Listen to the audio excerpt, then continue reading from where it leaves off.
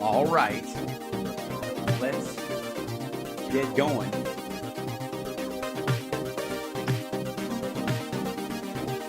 Switch it over to this thing, and then I click on that thing, and I flip this switch, and I put this thing. Whew. All right. Piece by piece. Here we are. Hi, everybody. Why are those lights not on? Hold on one second.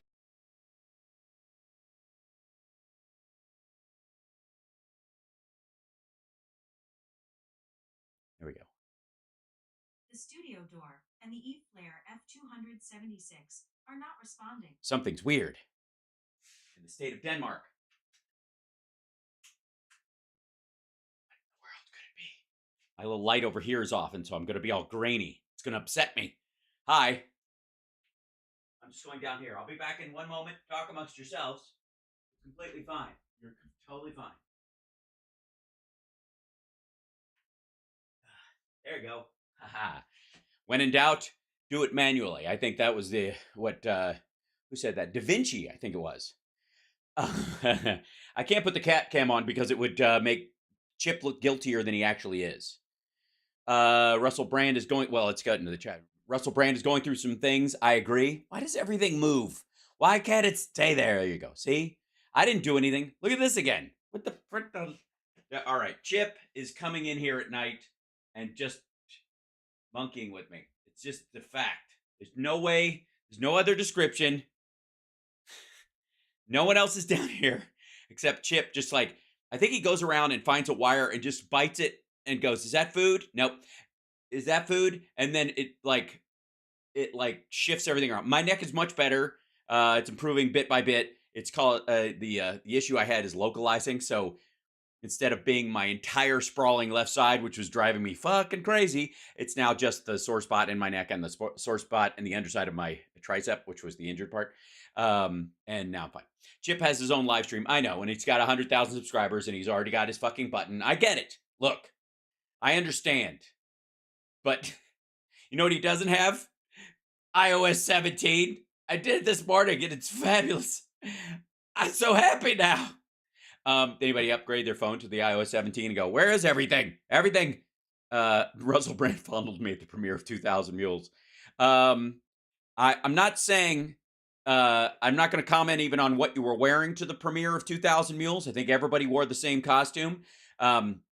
Maybe he's just into donkeys. It's possible.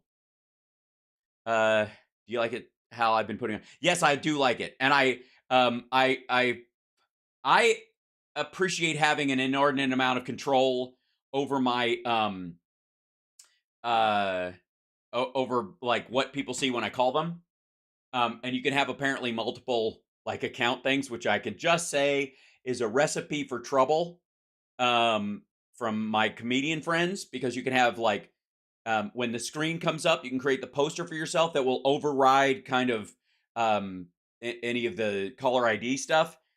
So it'll be very difficult not to have like get a picture of yourself looking through. You can do it real or through AI, looking through a peephole and just, put, UN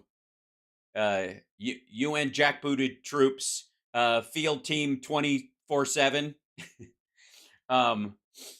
officer flagpole. And when we call people as, hey, who are you? Comes up on their phone.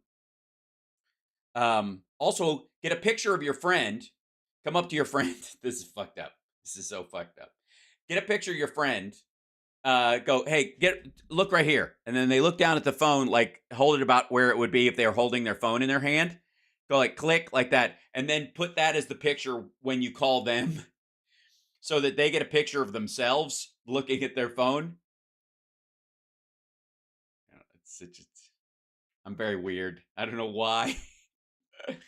And I know I'm a bit riled up, by the way, because I've been watching this shit all morning. Have you guys been watching this nonsense today? Fucking hell.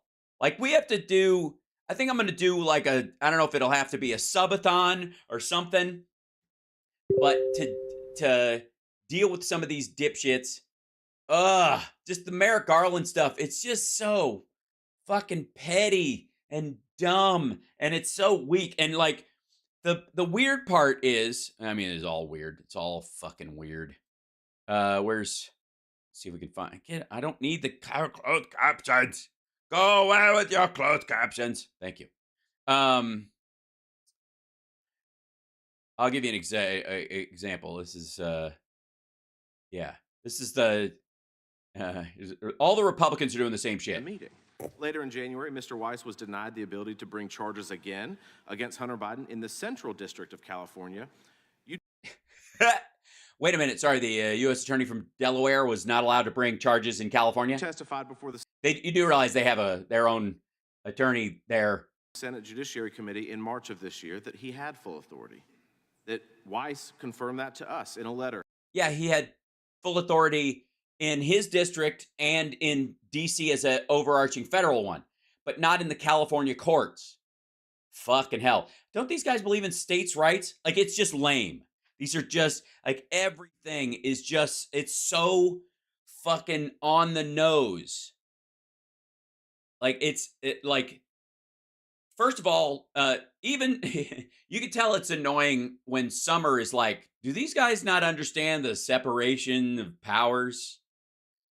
We have 3 branches of government. Do they not understand that? I don't know why she talks like Donald Trump. But yeah, all of it is like, why didn't you override the state prosecutor or the state attorney general office in another state that you're not a part of in relation to a case that you were currently investigating but had not decided on charges? Like, it's just so fucking lame. And obviously Gates and all that. Like, people focus a lot on what Gates was saying this morning in it because he was just blathering, and it's all this, like, they just treason weasel yelling stuff. But the weird part is, like, Massey and the other kind of, like, also rans in the Freedom Caucasians that are particularly telling. Like, that group of people are like, they're almost like running behind Gates in that crowd going, hey guys, wait up, me too, wanting to be on the kickball team. And they're asking the same questions they got asked before, but dumber, if that's at all possible. Instead of, like, at the very least, like, Gates doesn't want an answer to his question. So he's basically just dropping these kind of, like, I'm a firebrand. I just want video of myself screaming at Merrick Garland because, yeah, Kentucky Man Massey, exactly. I want video of me screaming at Merrick Garland because my constituents will like that. And if I'm going to run for governor, and, which is his plan, apparently, if I'm going to do that, then, this will work. I can use this in campaign shit. Perfect. Massey, on the other hand, is just basically, like, almost dumb enough to think these are real questions. Oh, congratulations, Kelly. Kelly's cancer-free for at 2 years as of today. Yay! Jim charges the gun charges to pass universal background checks. Yeah, I think it's. I love that Republicans are now on the side of, like, oversight on guns and all that kind of stuff. It's pretty hilarious in general. Also, Philip Bittner will be joining us in the next hour to update us on Ukraine. There's a lot going on there,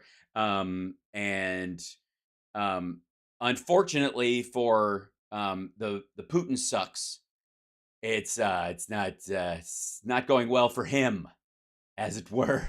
You see, and then there's the curious case of Russell Brand.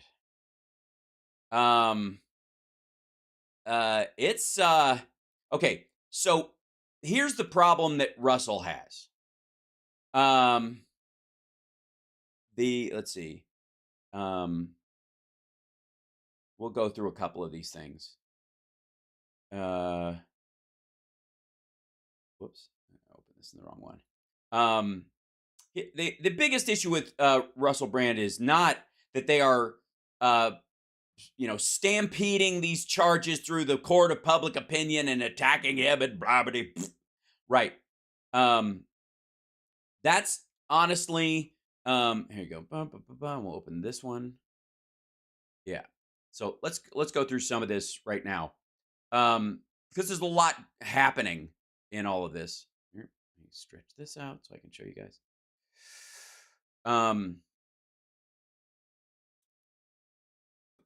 So, first of all, for the record, let me start this off by saying I used to do open mics in LA when I first moved to Los Angeles from Chicago. Uh, at a place called the Kindness of Strangers, which was a great place. Loved it. It was it was like a home for us as comics. They had a Friday and Saturday night best open mic in the city. You could actually get 7 minutes. You could actually try bits. Jeff Keller, who ran the thing, who I had a comedically acrimonious relationship with for years, and kind of comedically still do. I fucking love the guy, and I can't tell you, he ran it for years, and it was just one of those things where you look back on a time and that was like challenging. It was tough at times to like trying to fight your way on stage there. And at the end, used to have an acting class there. Yes, they used to have an acting class in the back. That was the whole thing. They were trying to build a space for creatives. It was lovely of them. So we would do stand up Friday and Saturday. It's where Bill Maher's joke writers stole several of my jokes and of my fellow comedians there. They would sit in the back and steal open mic jokes and then put them on the show. That's where GQ attributes one of the top 100 jokes of all time. Number 4 was attributed to Bill Maher. It's my joke. It's a joke I said at Kindness of Strangers, and that his writers were sitting in the back wearing fucking politically incorrect jean jackets, writing shit down. Like the fucking gall. Still to this day. And I've talked to him about it.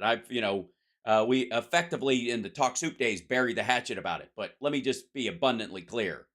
They stole my joke, put it on the air, period. Everybody knew it because I'd been doing it for a while and I was shaping it. And before I ever got to tour with it, poof, there it was. So, yeah. So there was a guy who, Mike Bundy, who is a great writer and a really funny guy.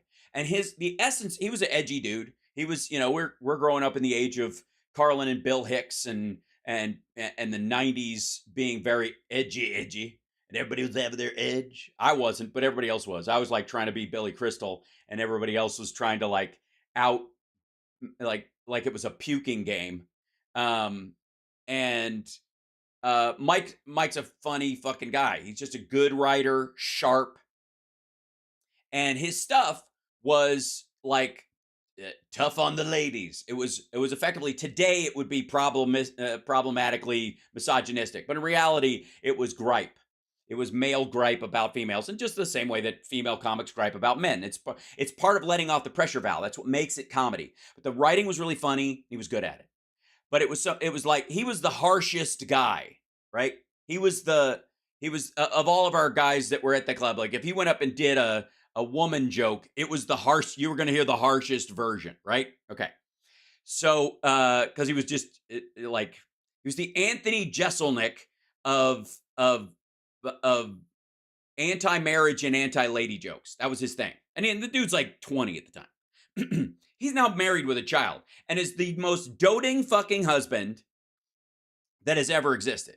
And in many ways, that guy, it was, you can see the psychology at play, right? Of him talking about the kind of, the issues he had with women because he wasn't getting the loving support that he had. It was raw. You could just tell the minute he found somebody he loved, he was like, "Yes, dear," and it's lovely. They have a great relationship and a great kid. Insofar as I know, I haven't seen him in like a year. Post COVID, we had to get together, but I haven't seen him since then.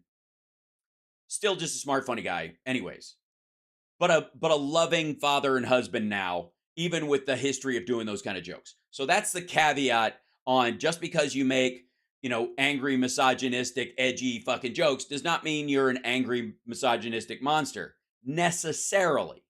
Now, there's a very distinct difference. And one of the reasons people talk about how Don Rickles could get away with anything. Oh, it's amazing.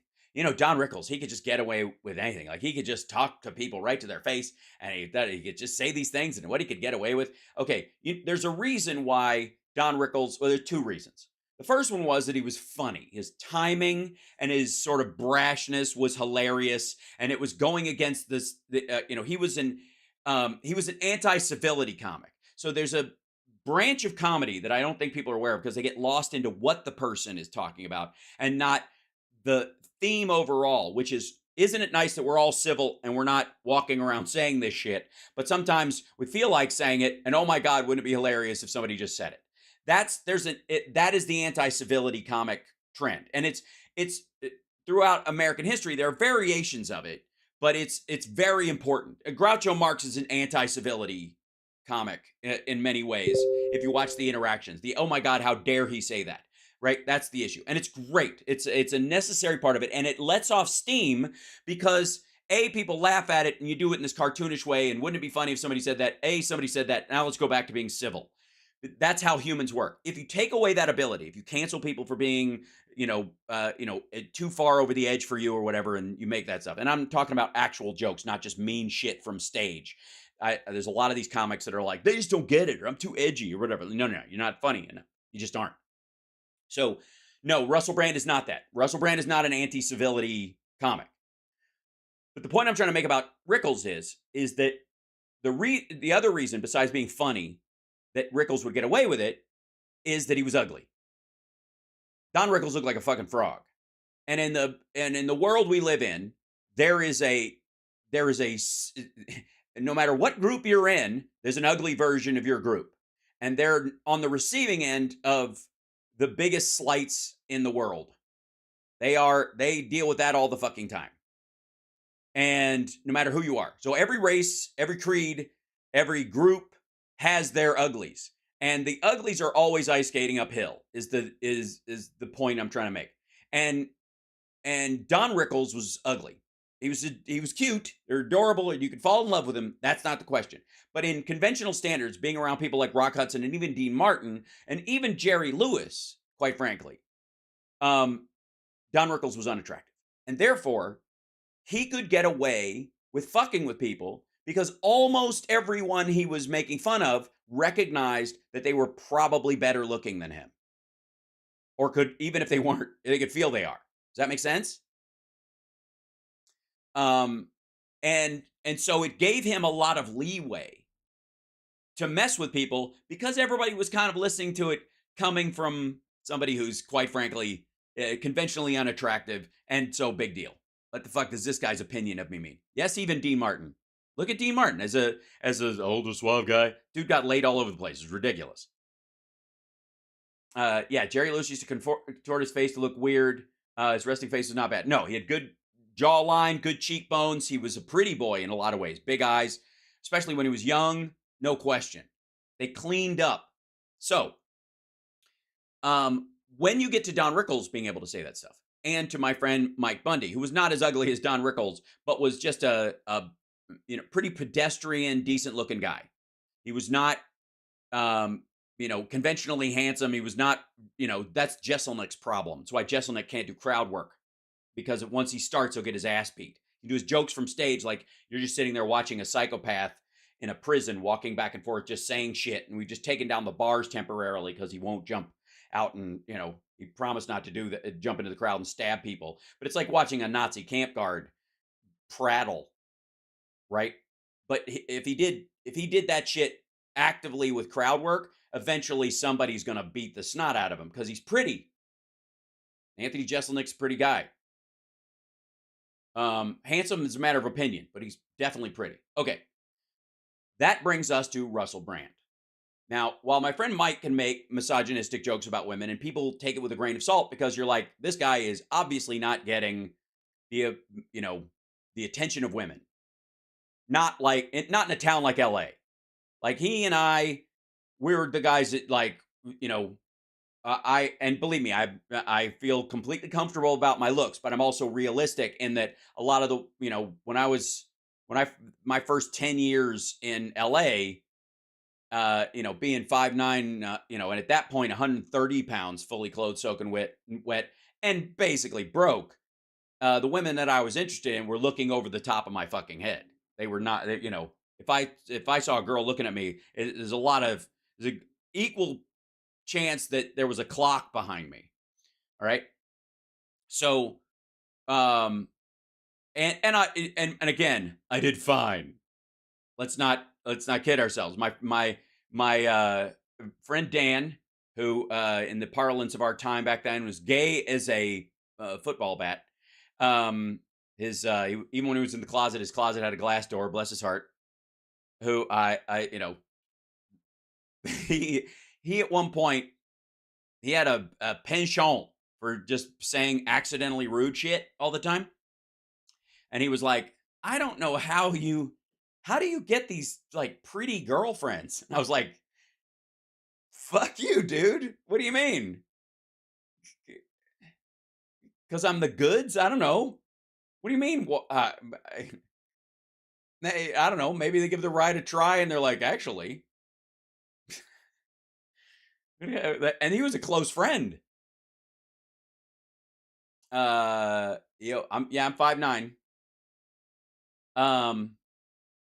Yeah, how does somebody as ugly as you get so many hotties, man? That's exactly it. I was like, Jesus. I'd look good in a puffy shirt. All right, I'll see what I can do.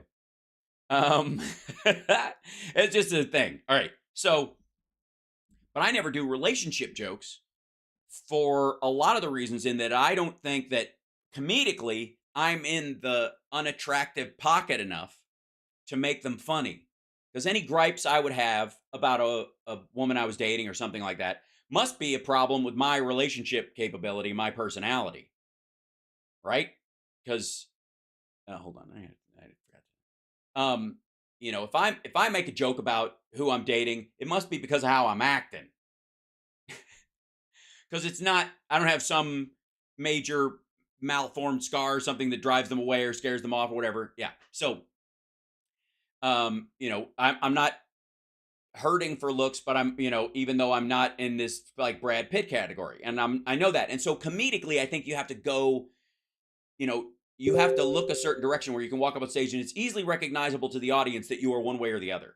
There's a problem though with the really handsome guys who talk about their relationships on stage, because quite frankly, as a touring comic, I'm telling you, the only reason they're doing that is to get ass on the road. That's the only reason they're doing it.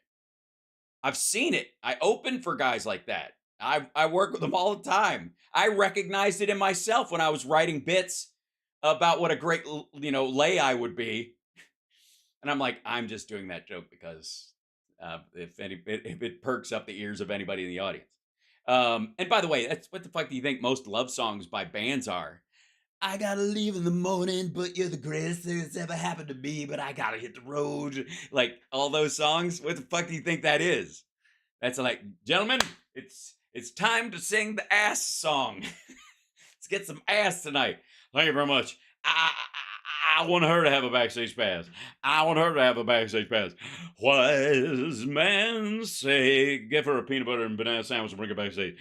Only fools rush in. Right? Okay. So, pretty normal. And I see guys doing it all the time.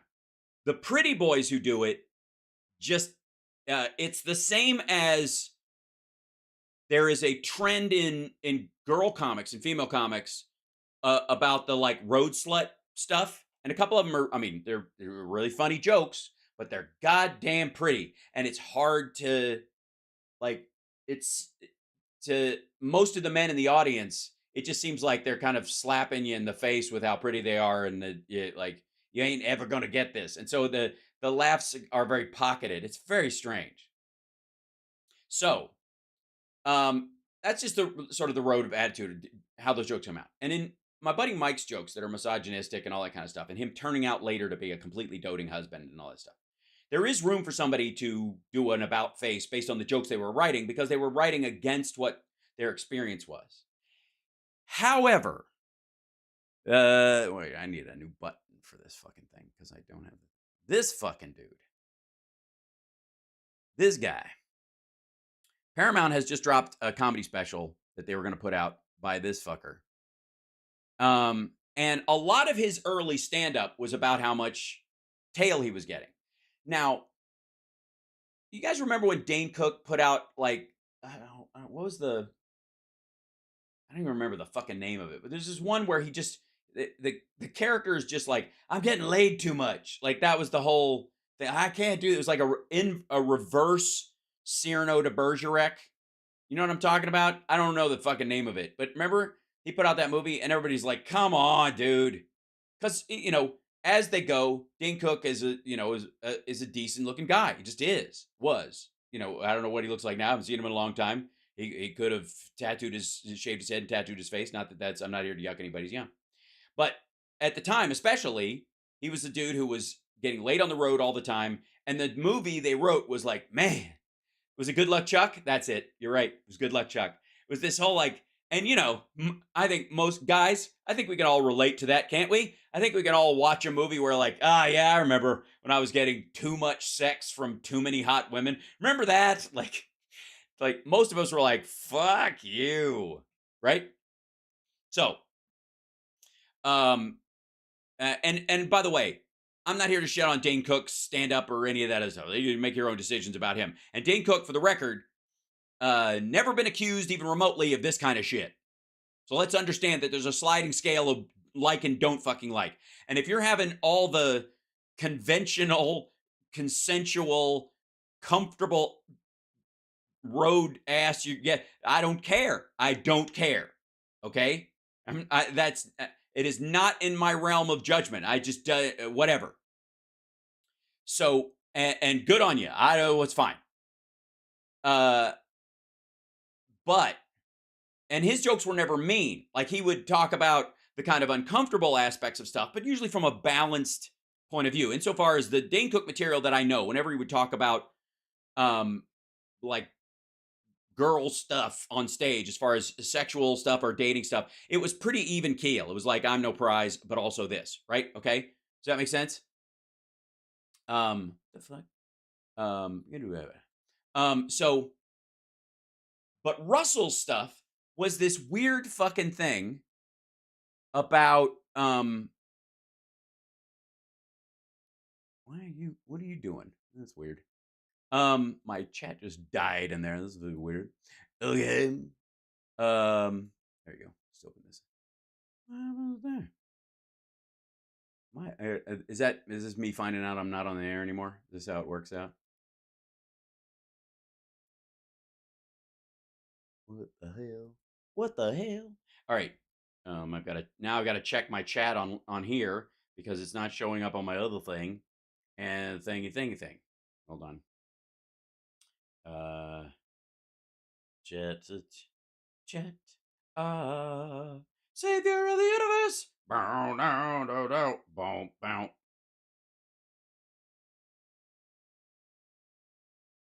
Okay, we're still up. We're good. Okay, that's so weird. All right.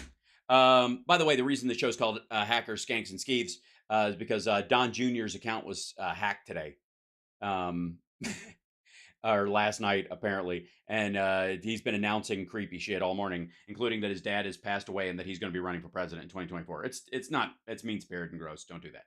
So, all right, yeah, Sparks, savior of the universe. All right, so when you do chicks be like or guys be like jokes, it helps to be on the downslope of conventional good looks comedically. If you're not, it's a little gross.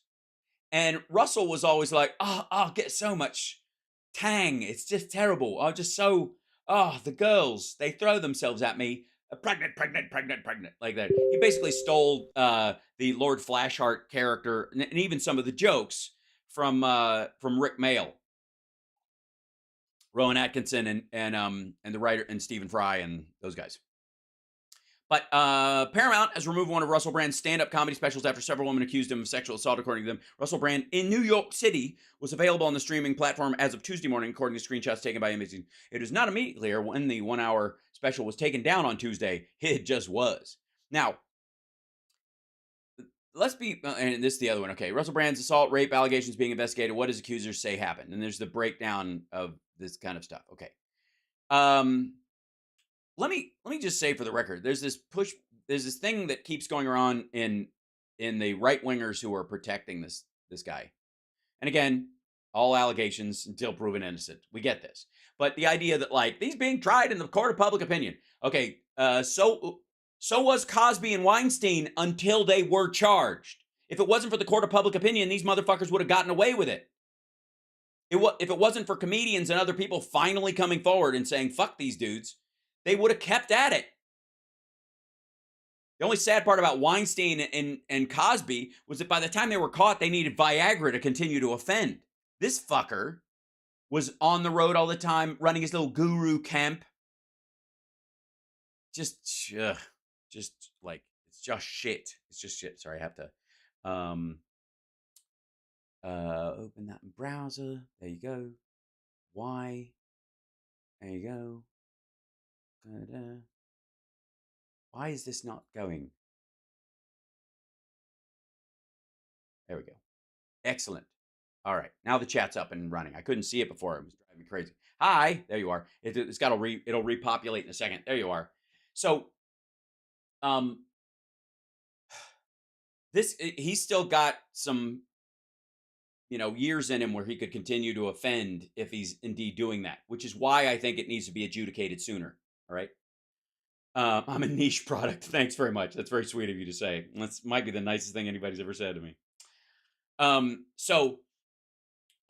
Brand, all of those things came out in the public first before they were charged because they were public figures who were somehow immune. Like the cops and everybody didn't want to go at, they didn't want to go at them without the public being aware of some of this shit. In some ways, they slow walked it because, oh my God, can you imagine the upturn? We just found out somebody came in and said this and we got to charge this guy. I've never heard anything about this. Nobody talks about this shit. Nobody's brought this up. And all of a sudden this, we got to take this very, because public figures, allegations come out against them all the time. People can make stuff up. People can attack,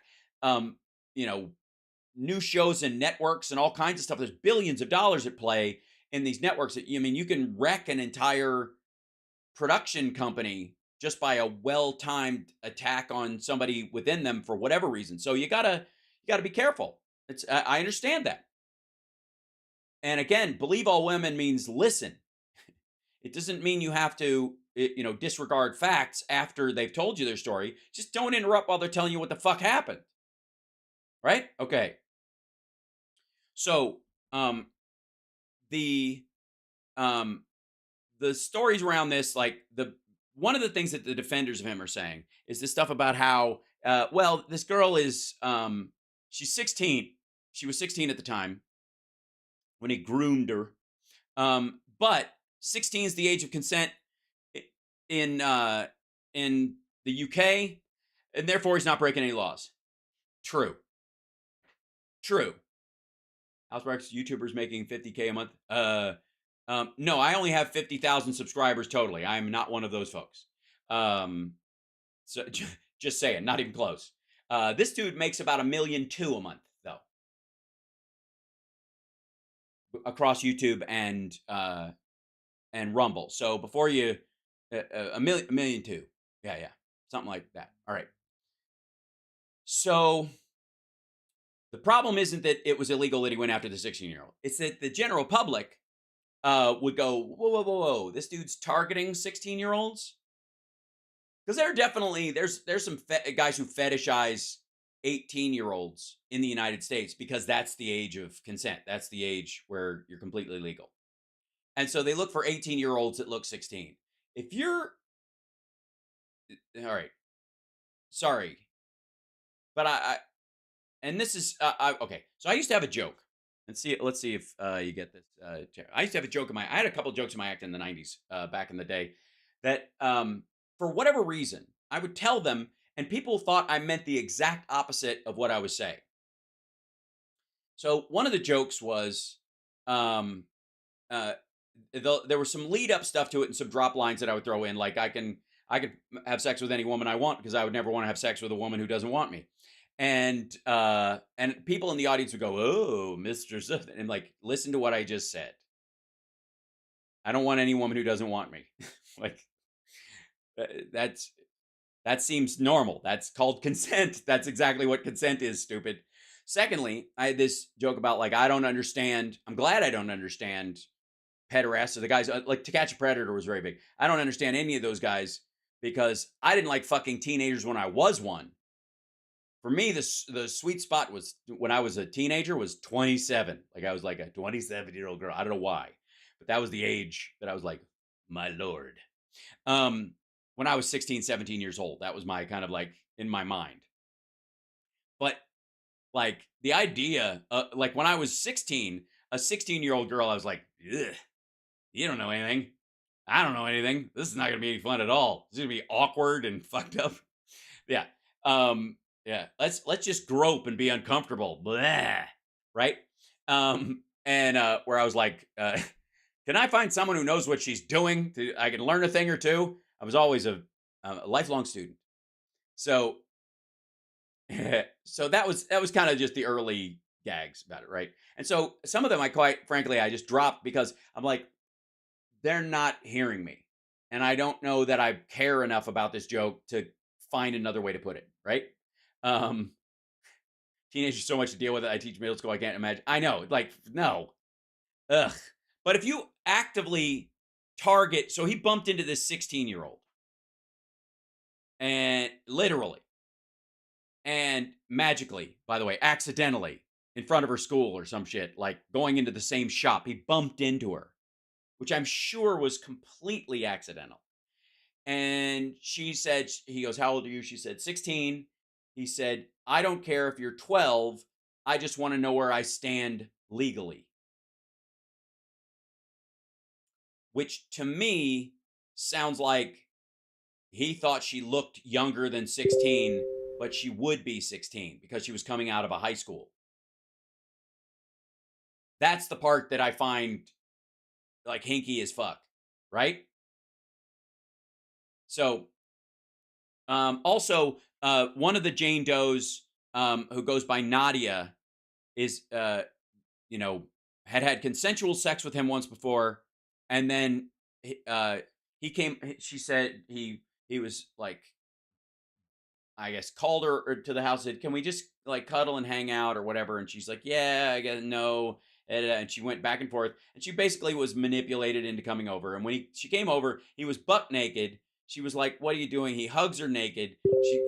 He goes, he was like telling her this story about being depressed or upset. And it turns out he's got another woman in the other room. And he's like, I think we should all have a threesome. And she's like, no, I'm not into that. So he sexually assaulted her up against the wall of his house in his living room here in Los Angeles. And she went to a rape crisis center the same day. She preserved her evidence. This was in 2012. So the idea that they're like, why now? They're just crafting these things. They're making these things up. This is well documented at the fucking time. What's interesting is not so much why now, but why not then? And the only reason I can think of is because he was protected by mainstream media. Word finally got around, and people started, doing like, Egon in the elevator when they turn on the positron colliders, right? Where they're just like, switch me on. When you start becoming radioactive, right? Yeah, this was fucking 11 years ago. She went to a rape crisis center. She preserved the evidence. His semen, like, for fuck's sake. No charge. There were no charges back then, because she felt guilty and that she might have been a part of this. And this is pre Me Too, and this is also like, look, one of the other jokes I had is that I hate the term date rape. Back in the day, I did this date rape joke, and it was that I hate the word date rape because it's like they call it mainly because we were talking about in context of the date rape drug. Oh, the date rape drug. There's the rise of the date rape drug. I'm like, okay, fuck you. It's not a date rape drug. It's a rape drug. It's a rape drug. She's unconscious. Once the raping starts, date's over. Like, it's what was it? All right. Like, I get where they're trying to say this, and part of it was like,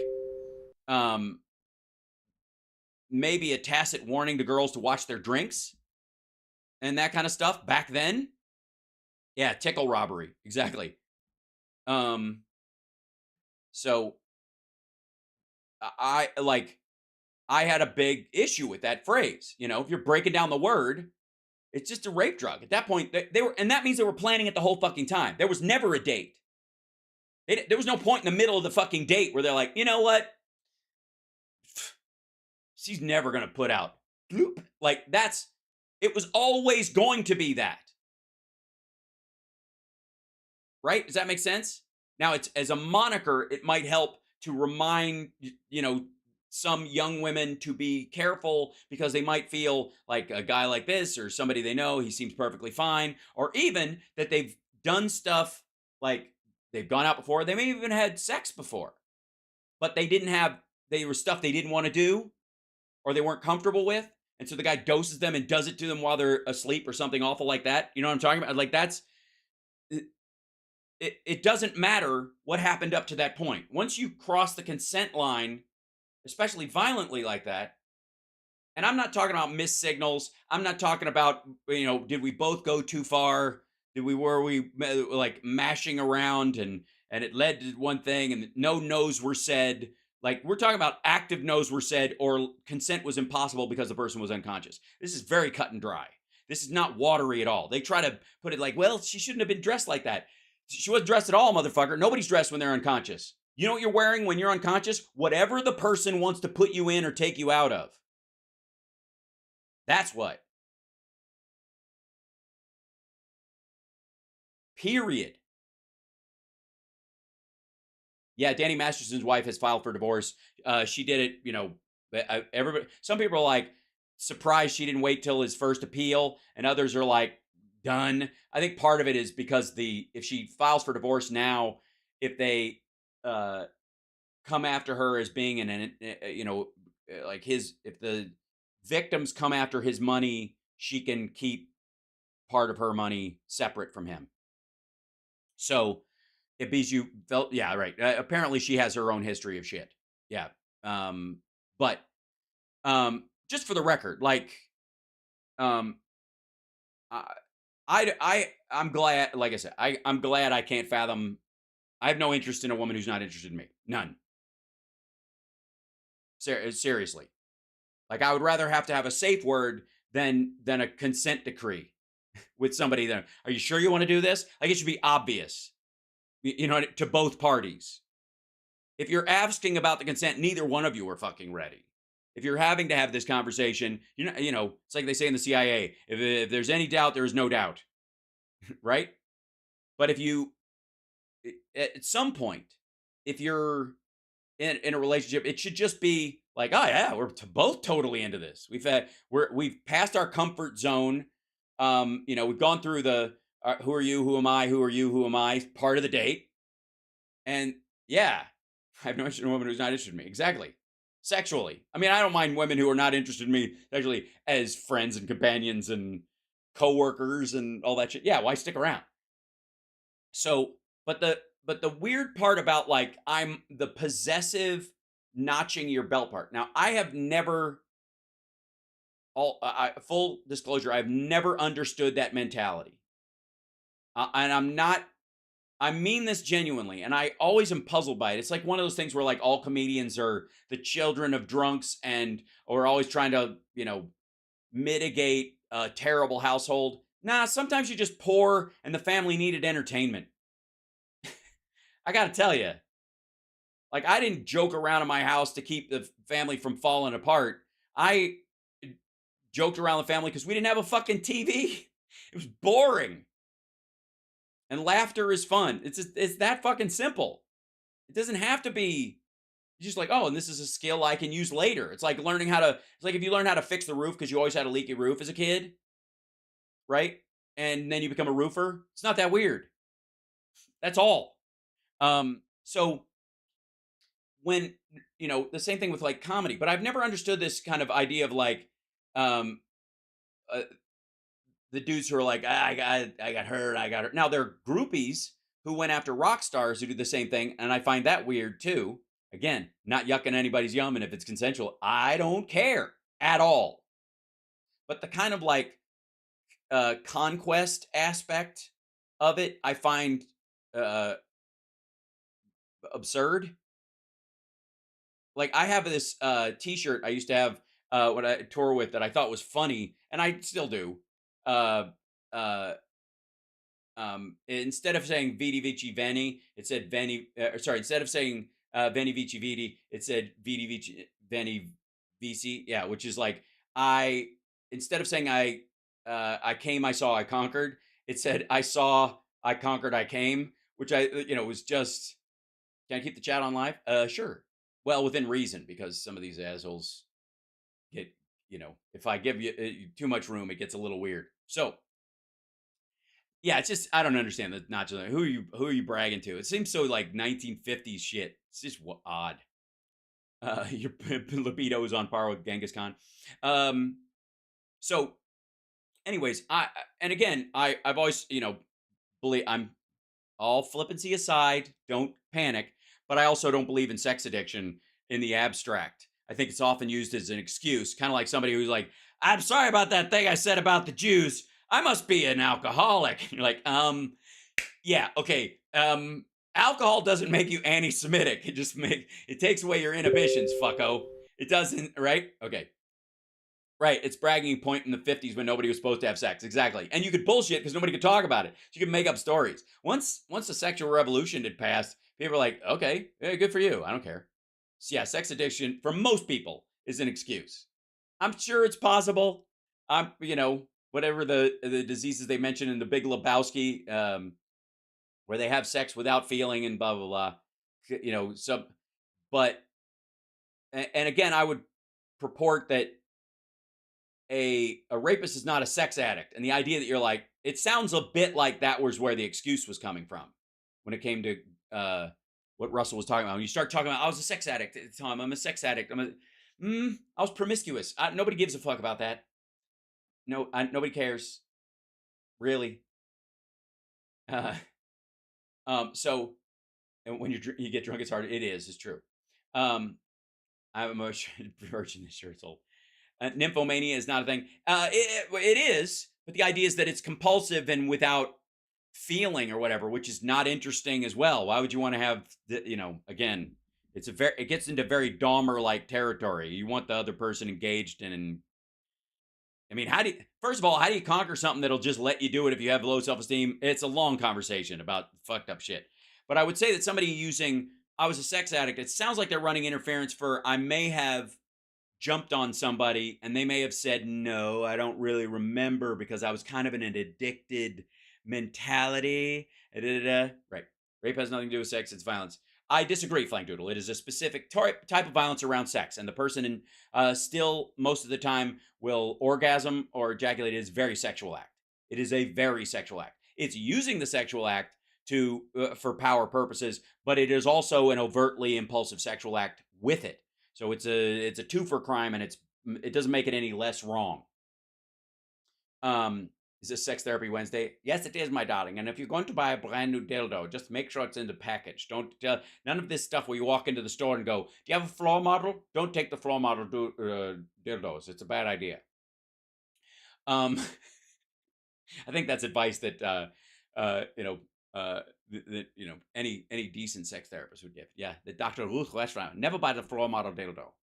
Never do it. So it is hump day after all. That's true. So,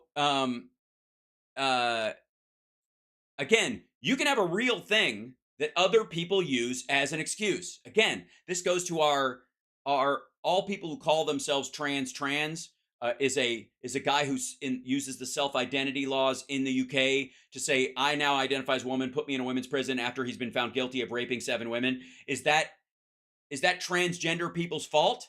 Is that person now their responsibility? Is refusing to honor that person's alleged pronouns a crime in the UK, or is it honoring the pronouns of real trans people to not let this motherfucker get away with that? That should be a conversation you can actually have.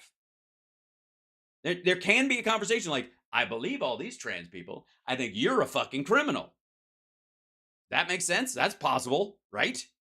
Because otherwise you're just saying, yeah, anybody, just lump that person in with trans people. Like, what the fuck? How is he our fucking problem? How is Rachel Dolezal black people's problem? Same thing. So you can take a real thing like sex addiction or any other kind of addiction, and then you can kind of use it as cover for whatever, right? That's definitely possible. So we don't have to be naive about that stuff to talk honestly about it. And people who I want to extend um, this rainbow, this feather of love to anybody who is in any of these categories when this shit comes up. That this doesn't have anything to do with you. We're making sure that these people don't try to use you as a human shield.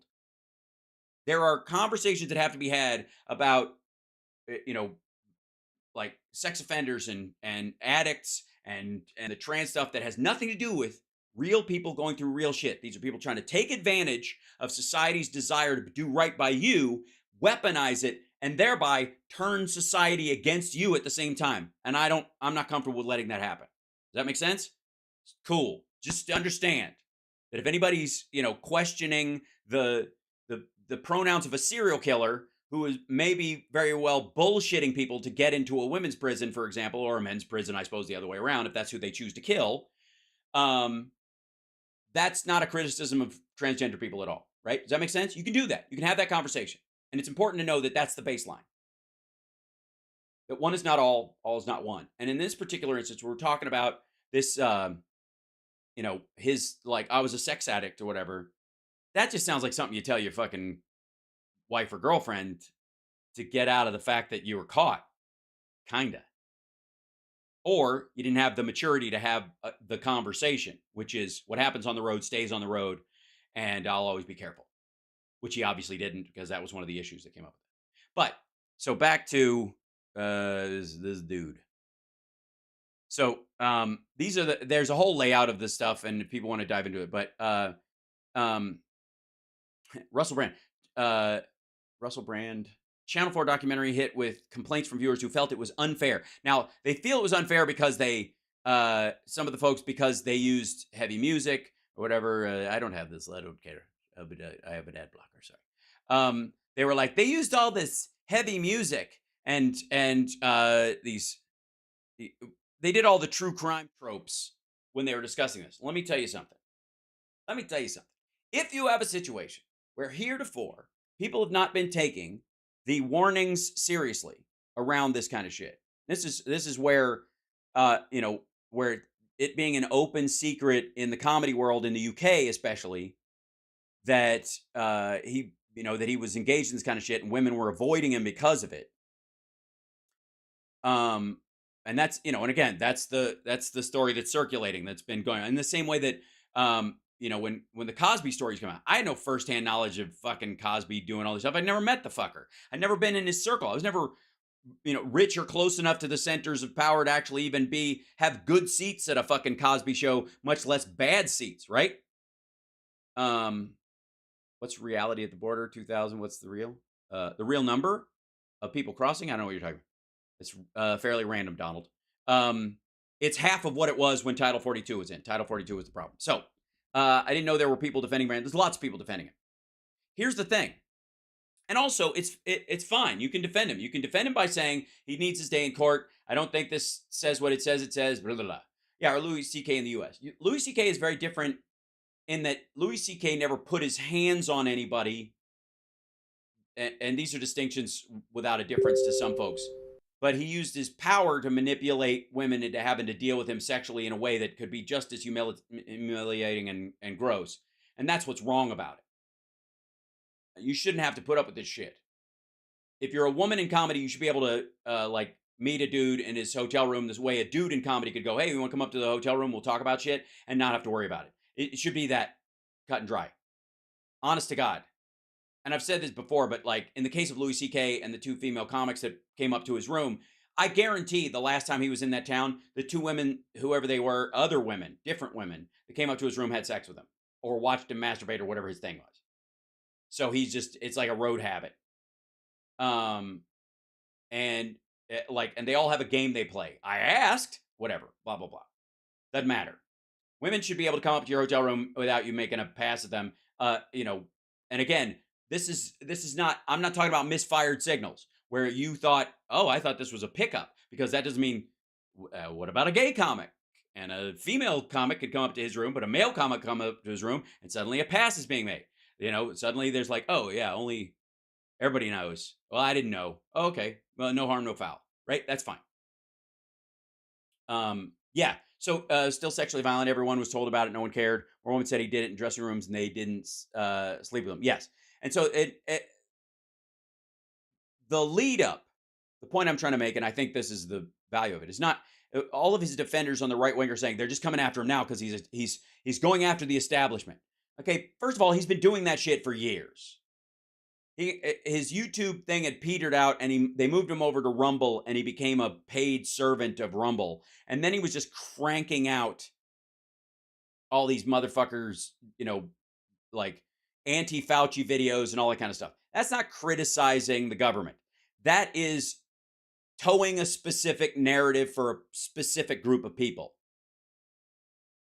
And then doing this fucking, I'm a healer and I'm a fucking, like, we've got to get connection with the enlightened oneness and the blah, blah, blah. On the one hand, seems lovely. What a lovely thing to do. On the other hand, what a great cover if you know that you've got charges like this sneaking up behind you and you don't know how close they're going to get. Is it a year? Is it 2? Did Me Too? Was Me Too the sounding moment? When Me Too happened, were a bunch of these motherfuckers going, you know what I got to start doing? I got to start shitting on the mainstream media and telling them that and talking about stuff that's off the beaten path so that I can have the Alex Jones defense when they ever come for me. Oh, hold on. I've got to open up the window for Philip. Give me 1 second. So he can join us. This page wasn't open because I had to restart that thing. Talk amongst yourselves. Thank you very much. Thank you. Oh, thank you very much. And here we go. Enable this. Turn on that. And I think we'll be good in 1 second. I just got to bring Philip in to this guy. He's waiting in the wings. I see him. His handsome mug. And then we go to studio mode, and then I go over to here. Whoops. There we go. And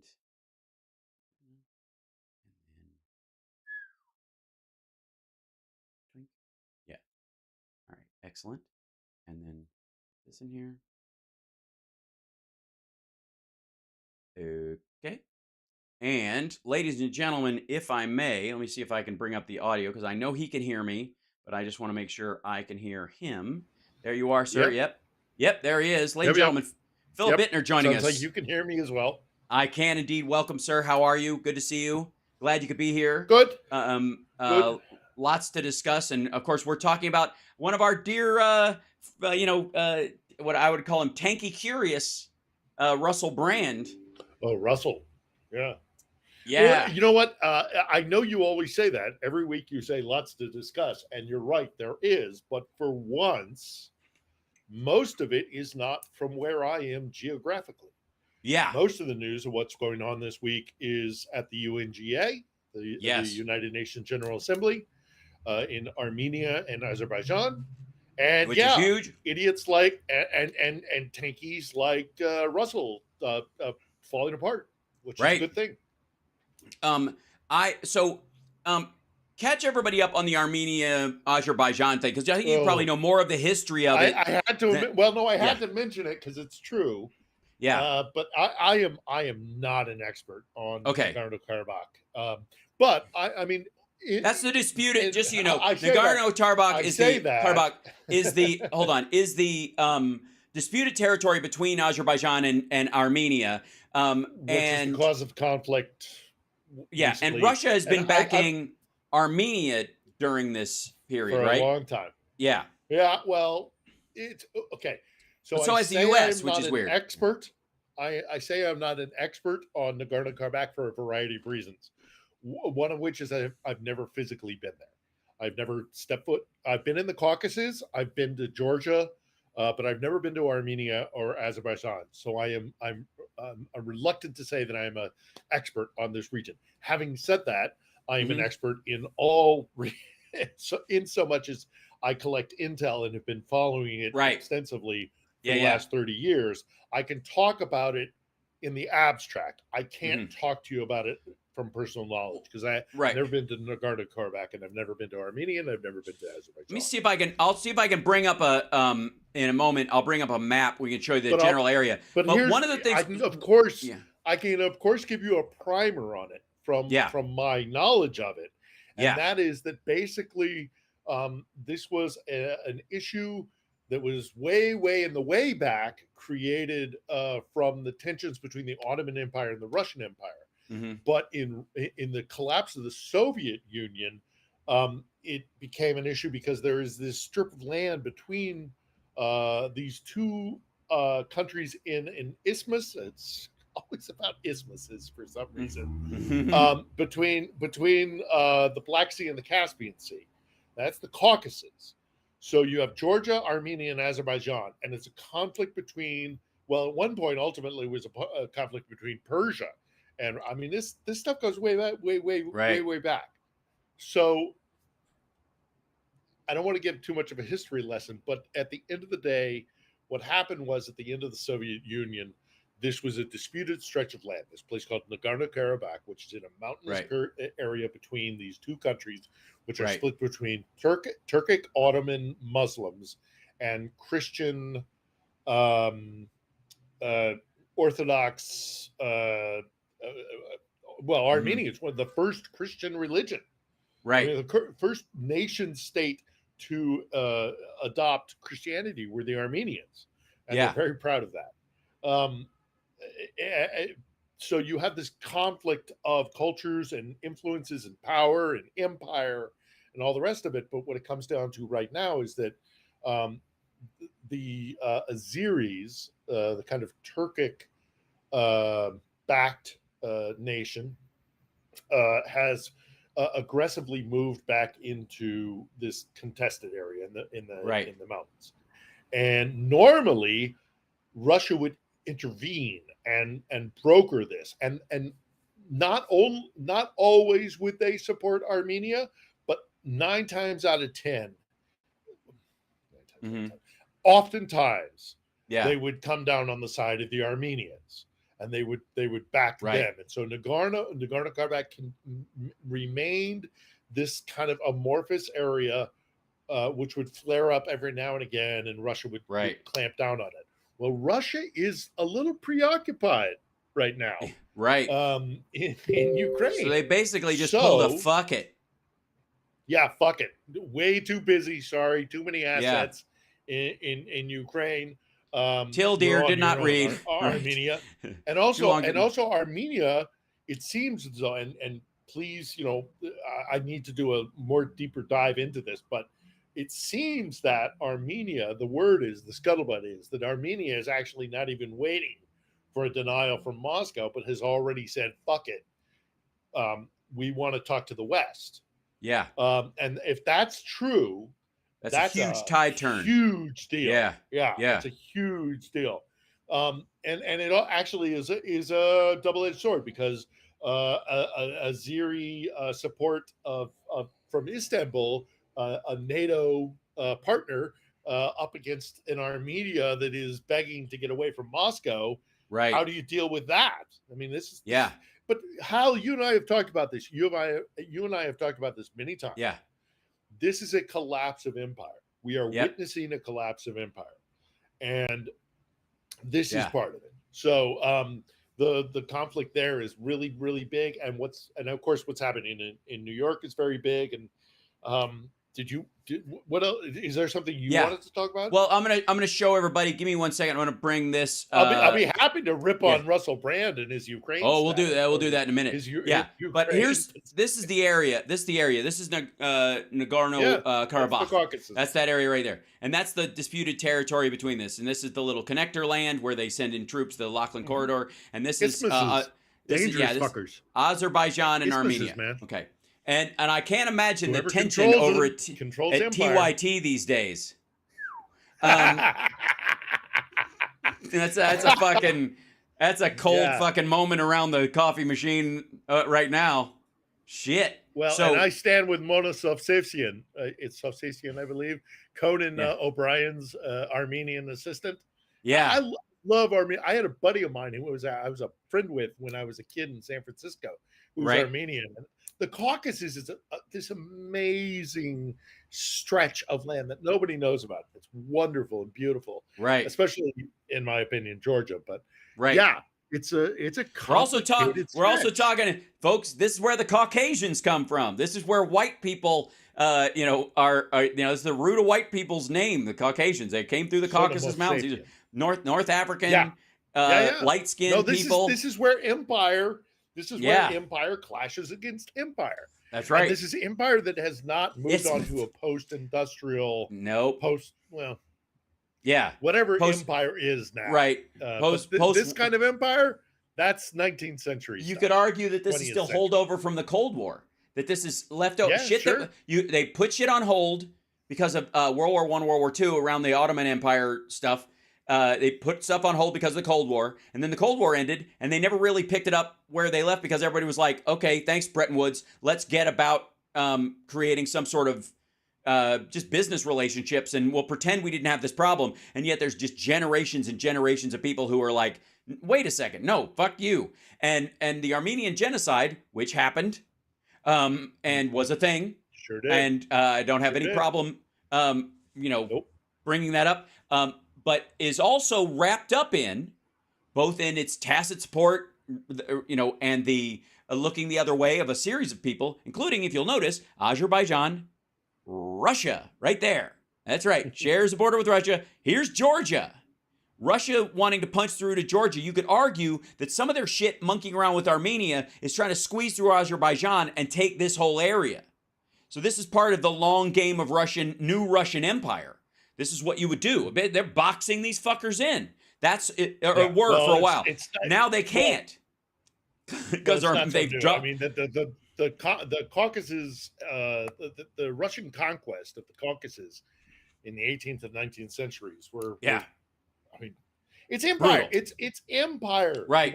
If you support Russia, you support empire. That's Yeah. all. That's it. Right. That's it, because that's what this is, and Yeah. that's why it's fraying. That's why we're seeing it fray in the Caucasus Mountains. Right. And I've been to Dagestan, and there's Yeah. also North Ossetia. Right. Those are all separatist.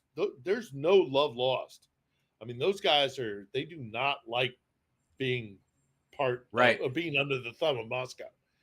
And and then you even go further east, and there are groups out in the steppe that will break away from the gravitational pull of Moscow when the empire continues to deteriorate. Yeah. Ukraine is the cornerstone.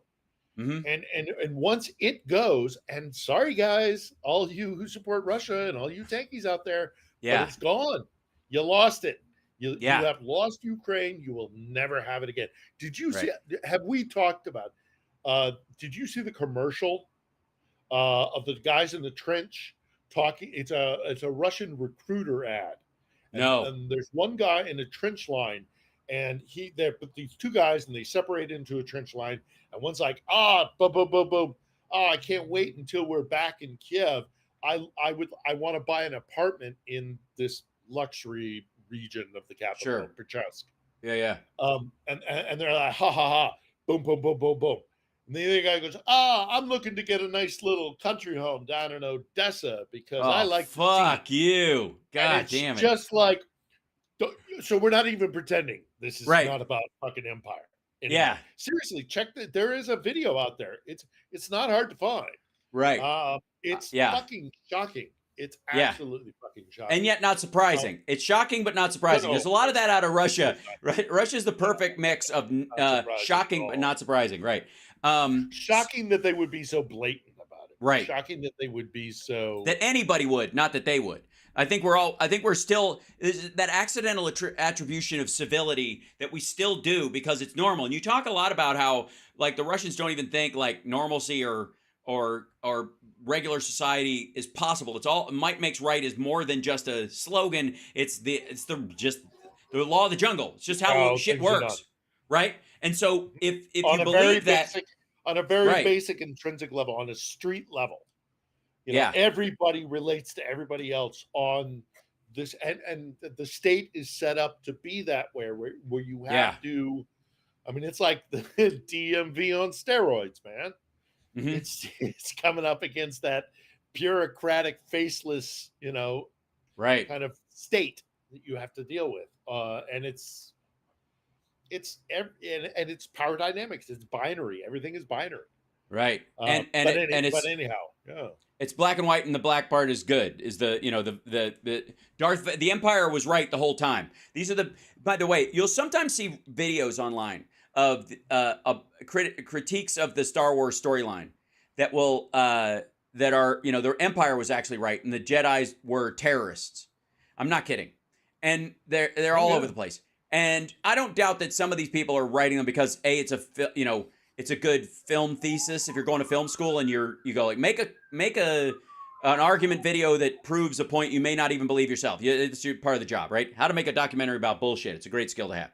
But they're boosted like a fucker by Russia and by Chinese bots. You can look into the feed of them and the people talking about them, the broken English and the ridiculousness. It's like, it's so fucking telling that it's But exactly it's the also story. interesting. It's interesting you bring that up because it I also try. indicates to me, I can't speak to the Chinese. I will, as I Yeah. always do, defer to you when it comes to Mhm. matters of China and understanding what their motivations are.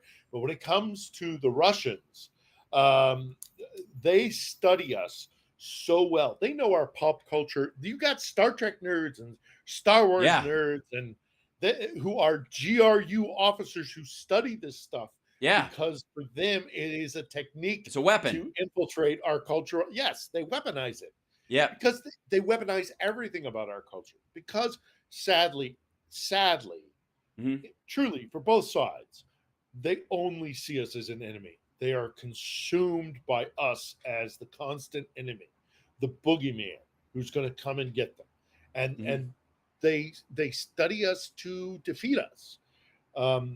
There's a lot of that kind of nationalism, but there's also a lot of kind of like, somebody's going to win in this fight, and if I have to use every element I have against you, Mhm. then I will. The Russians they study us. Whereas, and again, we've talked about this as well. Is we study every nation on the planet. We game out all sorts of things. The Right. Russians 9 times out of 10 are Well, like, it when brings the up war something. comes with America, what's it going to be like?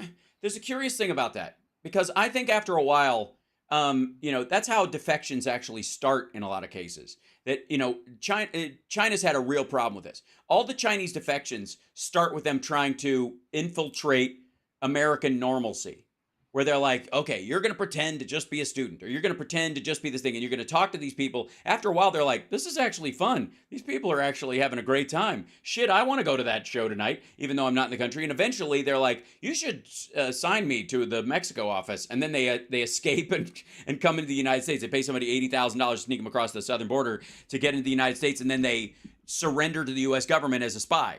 So that's been happening more and more. Part of it is because they get a taste of what the life is like. And I'm sure you saw the movie White Knights, which was, in its own way, a Back piece in of the day, like yeah. you mean the one with Gregory Hines and Gregory Mikhail Hines and Brishnikov. oh, you're aging yourself, Hal. Shame on you. Excuse me. I don't care how old you are. You should see everything Gregory Hines has ever fucking done. And Mikhail Baryshnikov as well. Right. All I can think of with Baryshnikov is, have you seen The Nice Guys, the movie The Nice Guys? Russell Crowe and Ryan Gosling? Yes. Yeah. It's so good. Okay, remember the part where he does his like Abbott and Costello meet Frankenstein moment when he's falling down the hill and lost his gun and he finds the dead body and he's like, yeah. Yeah. And then he's drunk and they're like, we got to get rid of the stinking. He goes, let's get rid of the rotting corpse. And they're picking it up and he goes, you can't even walk. Are you drunk? And he goes, I was questioning suspects. What were you doing while I was working? He goes, you can't even stand up straight. He goes, I'm sorry. I'm holding a corpse and I have this guy's schwanz in my face. I'm sorry if I'm not Bekishnerov. he goes, "You can't even say Baryshnikov." And I like that has been stuck in my head for fucking weeks. Oh well, and I've studied this part of the world for 30 years, and I still have problems with names. Right. But sometimes. in that it was this kind of so like many damn syllables. the irony of White Knights is that it's an American movie criticizing the American system while having, the Christians are like, why would somebody want to defect here and why would somebody defect there and what if they met and what would the reasoning be and obviously these today's would probably be cries of white privilege and all kinds of shit and in the conversation about it. But the start of the biggest problem Russia had with people defecting or stopping listening to the government in general, and what led to 91 more than almost anything else on a personal level, was fucking rock and roll and blue jeans and fucking just life, normal life, and the desire to see it. And if you set a bunch of agents on that shit, I gotta say, like, after a while, you're like, these guys seem to be having a lot of fun. This isn't the miserable monster they've told me it is. In China, that's worse. Russia has less illusions about it. They're like, yes, but they are also weak. They can do that. The Chinese don't do that. They just think it's much more robotic because they can't allow any fluctuation. But there's got to be some element where you put the guy on the Star Trek beat and he goes, I kind of want to meet Shatner now. Can I go to one of the cons? Now I'm watching Boston Legal, and I don't know. Have you seen him in Airplane 2? He's fucking magic. Well, I mean, yeah, it's a strange argument. It's a strange thing. And 91, the fall of the Soviet Union wasn't. It was so much. It's such a complicated topic. Sure, but going beyond that. Russia has always been, before the Soviet Union and now post-Soviet Union, there's still a very deeply ingrained concept of empire. And when we used to talk about it, when we had a nice little ideological dispute between capitalism and communism, we could couch it in that. Yeah, it was a little more cut and dry, right? A little more, and it was also something you could have a debate about. What do you value more? What do you value? This is about power. Yeah. This is about geopolitics and this bully. I'm sorry. Here I'm going to have to come down on a side here, and I'm happy to do it at the end of the day. Obviously, I would, or I wouldn't be living in Ukraine. But at the end of the day, fuck you. Fuck you and your little concerns about your geopolitics, that you're concerned that your Slavic brother to your southwest, upon which you subjugated so that you could become a fucking empire, has suddenly, finally decided, no, go fuck enough yourself. Is enough. I'm going to be independent and I'm going to be self-determinant. Right. And you go, boo, boo, boo. I'm angry about that. Don't do that. And how dare you? You're being, I'm going to teach you how to love me.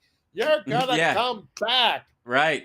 No. Yeah. Too late. Classic. Bye-bye. Yeah. Now, let's talk about some of the news that's come up, not the least of which is that this lovely gentleman is apparently dead or brain dead or both at this point. We don't know. Yeah. Central Clinic Hospital of Moscow, the head of the Chechnya, Ramzan Kadyrov, is tentatively on his deathbed. He has a very difficult situation with his kidneys, they say. This information was shared on the evening of September 19th, where he was effectively brain dead after being brought out of surgery. Now, in all fairness, there's an argument that he was before he went into surgery, and that he has been for quite some time. That said, because only someone who's brain dead would believe that in Vladimir Putin's fucking plan for conquest of Ukraine, and that this is really going to work, guys. Follow me, right? So, but Kadyrov, and again, this goes to the whole boxing in, because Chechnya in that map, Chechnya is just to the left, right? It's down the other side. It's outside of Armenia and Georgia. It's still the same issue. It's the more you look at this, like who controls territory, right? Between what was the Ottoman Empire and what was the Russian Empire, and it's their soft underbelly. And I gotta say, it should come as no surprise that one of the biggest players in the entire geopolitical conflict right now is the kidney.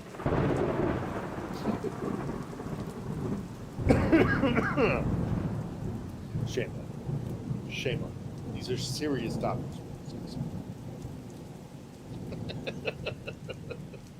All right, sunshine. Okay. I don't know. I don't know what happened. It's got, look, the kidney has a very special place in the heart, as Donald Trump Well, told it's us. very Slavic and atmospheric of you to do that. Thank you. I worked on that, God damn it. No, that's good. I like it. Theatrics. I like it. Here's the theatrics. Great. So. It's great. Sure. All for it. Right. No, hey, you know what interests me about look, Kadyrov, as far as Kadyrov is concerned, you know, whatever. I mean, he's gross. He's screwed and Yeah. gross, and no matter what, he's headed for an early shuffling off of this mortal coil, one way or the other. But what this slightly reminds me of, when we talk about Chechnya, so there was without going into great detail in the story of the Chechen Wars of Independence, in the kind of like the 90s, most of the 90s, there was a guy who rose to prominence called Dudayev, and at the end of the day, they killed Dudayev. Yeah, Moscow killed Dudayev. But there's a great piece of video. Joker Dudayev was the guy's name. And he made a video. Which, not to be confused with the Boston bomber, Joker. Tsarnaev. Yeah. Tsarnaev. Yeah. No, this was. Now you're making me double check myself here, but I'm 90. I know, I am sure. So this is Joker Dudayev, and he's a guy who he was the Chechen leader when they repelled the first attack by the Russians, and it was a decisive victory, and he was recognized. I mean, he's even brought to Moscow, and there was a peace treaty that was signed between Yeltsin and him, if I am remembering 100% correctly, but this is, yes. Yeah. The preciseness of it all, and I'm trying to play it out. So much war, it's hard to keep it, like, who signed what? This is 30 years ago. Yeah. This is 30 years ago, so give me pause here.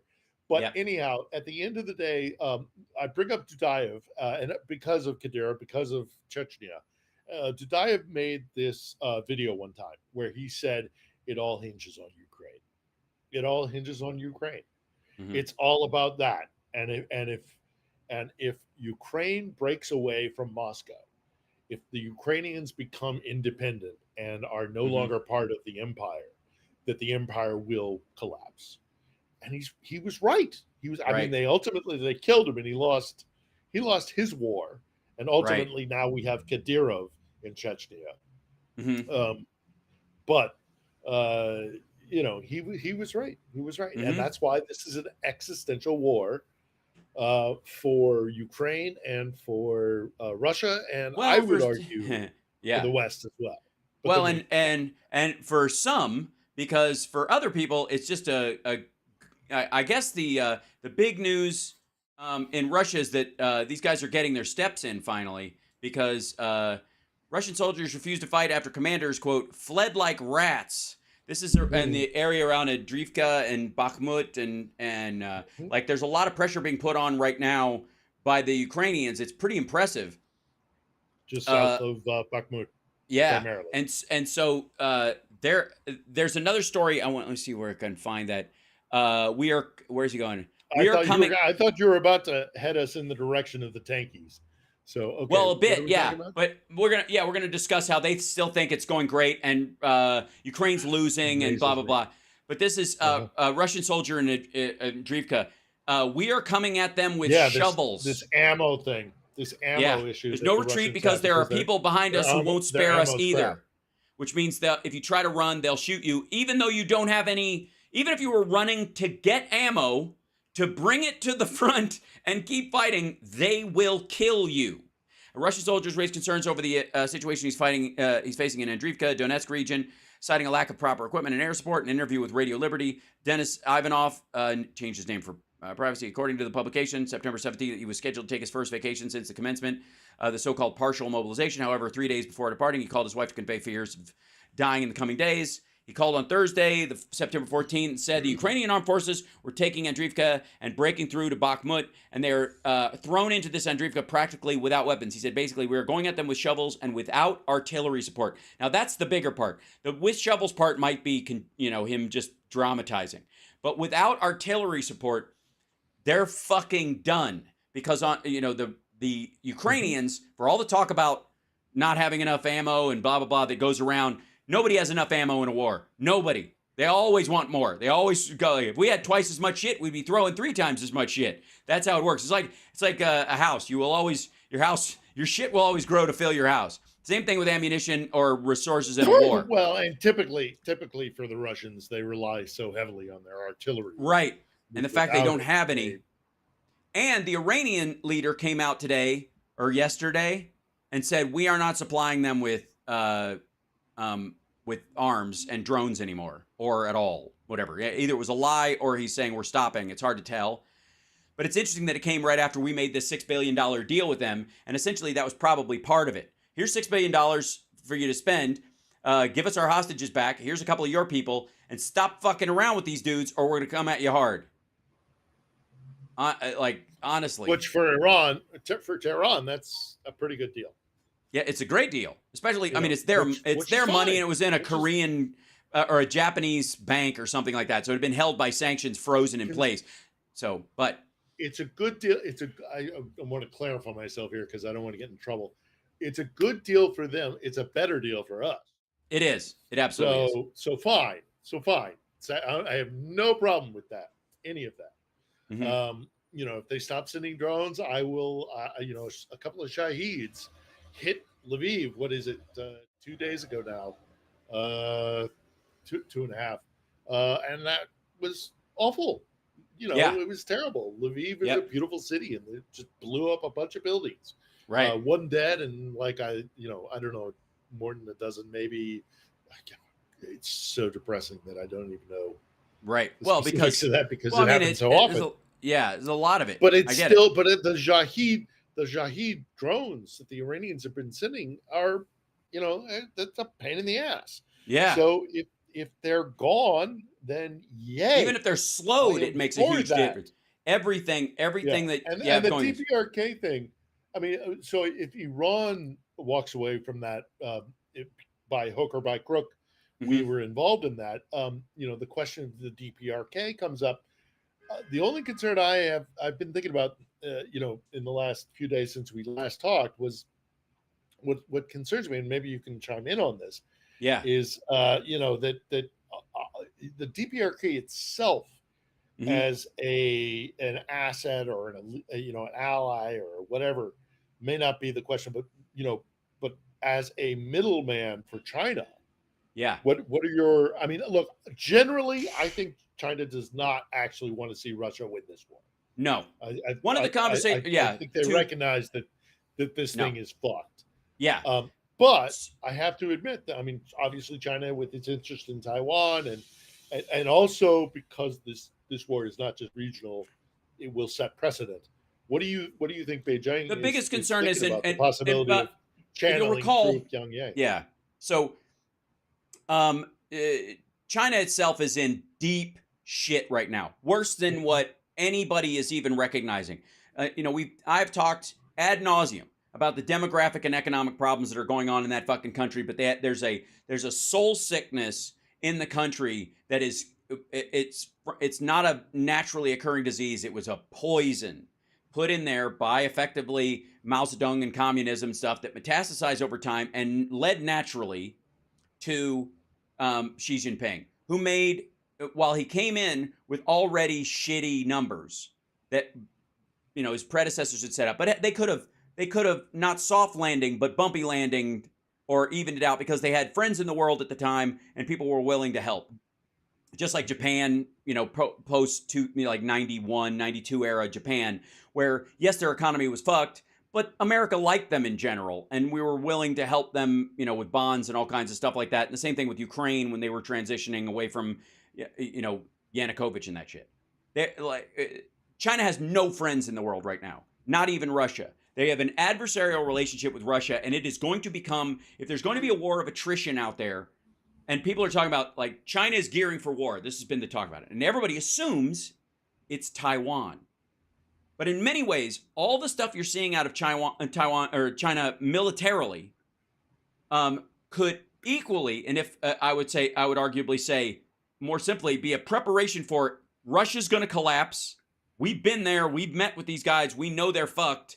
It's going to fall apart, and we're going to be ready to take a huge chunk of that country. We're already naming it after the Chinese territory. We're already taking it back. And as a matter of fact, Xi Jinping could get out of the Taiwan box of claiming Taiwan back and all that kind of stuff by re-seizing land lost during the Sino-Russian War and more. And they could absolutely take it. And if they could punch themselves a straight hole through Russia to the Arctic, I got to say, that is a legacy. That satisfies his legacy in terms of Chinese, exploration. He can, all the fuck ups. Then won't go Taiwan away. isn't nearly as strategically important. Nope. If you can Meaningless. reach to the Arctic.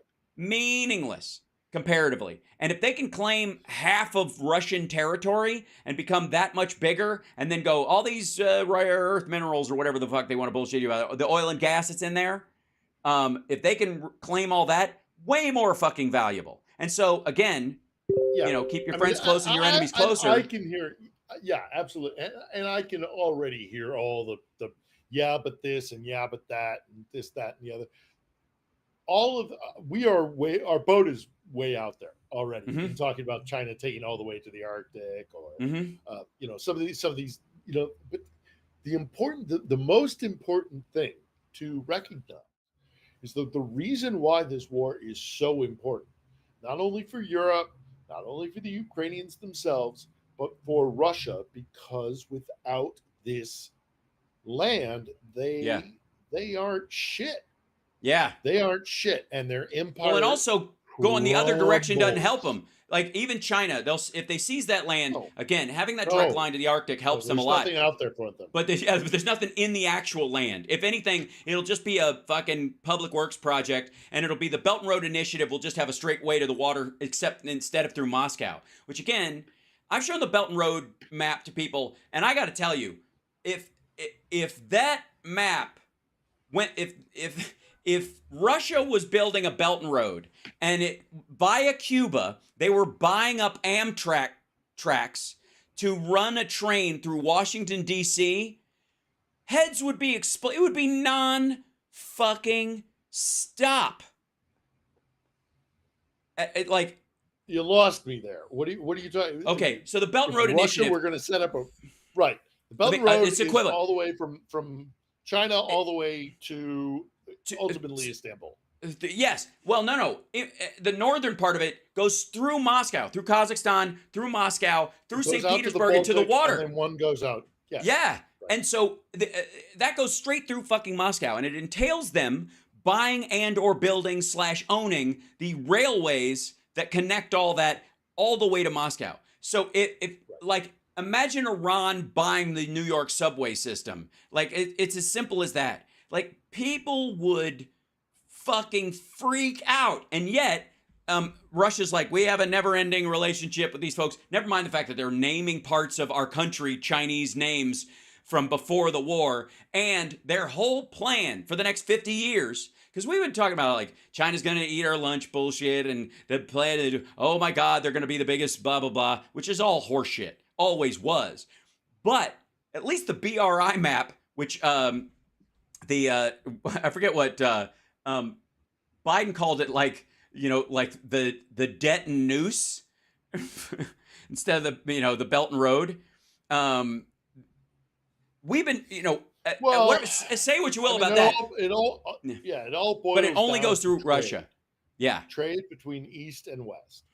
And the problem is the land route sucks. And it sucks for a variety of reasons, not least of which is because of Russia, but also because geographically it is shit. It's in you can't maintain a trade route overland between eastern, what is now Eastern Russia and European Russia. Right. I mean, not without great expenditure and all the rest. That's why people trade by nautical routes. You know, Yeah. they don't go from, goods don't go generally from Beijing to Moscow or to the Baltic Sea at St. Petersburg or down to Istanbul to get to open market overland. And why do you Right. think that is? Because it's Yeah. shit. That's Yeah. It's a geographical terrible crap. place to go. Right. It's So terrible. So again, you go all the way around. You put shit on a boat and you send it all the way around just to avoid going over that shithole of well, Siberia. okay. So some people don't. Because ultimately it's cheaper and it's crazy. Let's see. But if you can find a way to alter that by either the Belt and Road or by opening up the Northeast Passage, what the Russians are still thinking is a viable thing. I read a thing this week where the Russians have started to send what they call soft hull freighters through the Northeast Passage to see if it's viable. And they're thinking that east-west trade could be done as the Arctic recedes because of global warming. That's why they're putting billions. Well, they're counting on it. Billions even. Yeah, they want it to happen. Right. So here's billions. It's hundreds of billions into a nuclear icebreakers to open it up. Right. Because they also have another problem. They also have another really big problem. Aside from falling apart. Aside from falling apart and being total shit, and the Belt and Road Initiative being saddled with debt and smaller countries getting that wise. Ain't going to happen either. Yeah, exactly. That everybody's dumping it. Italy just got out of it. It was a big. The tankies got mad about that. Jackson Hinkle was like, "Italy's a traitor." Like, it was the weirdest. Why would you give a fuck? But way to just out yourself, openly. But the Belt and Road Initiative was always bullshit. Well, the United States, one of the reasons why we're kind of putting up with some of India's more ideological and governmentally problematic areas is because they are going to replace China in the world production market. It's going to be a busy switchover. But insofar as Africa and Europe, they're going to be the ones that are doing the kind of factory stuff that you saw in China for years. They're too highly educated to have the cheap labor that they originally had in China for a long time. That's never going to happen. They have enough people, but it's not. They're more interested in educating their people than the Chinese are. Chinese like a huge chunk of stupid people, effectively in their mind, who could just snap shit together but don't know how it works. Because people who know how shit works scare the shit out of Xi Jinping and his crowd. Whereas in India, that's not a problem. As a matter of fact, it's much more. Everybody wants their kid to go to college, even if they've never heard about a college. As soon as they find out what one is, they want their kid to go. That said, India is going to play a huge part of that. Not for us, because we have enough to be internally sustainable, along with Mexico and Canada. We are effectively an island in that regard. The rest of the world could go to absolute shit, and we would still be stable comparatively.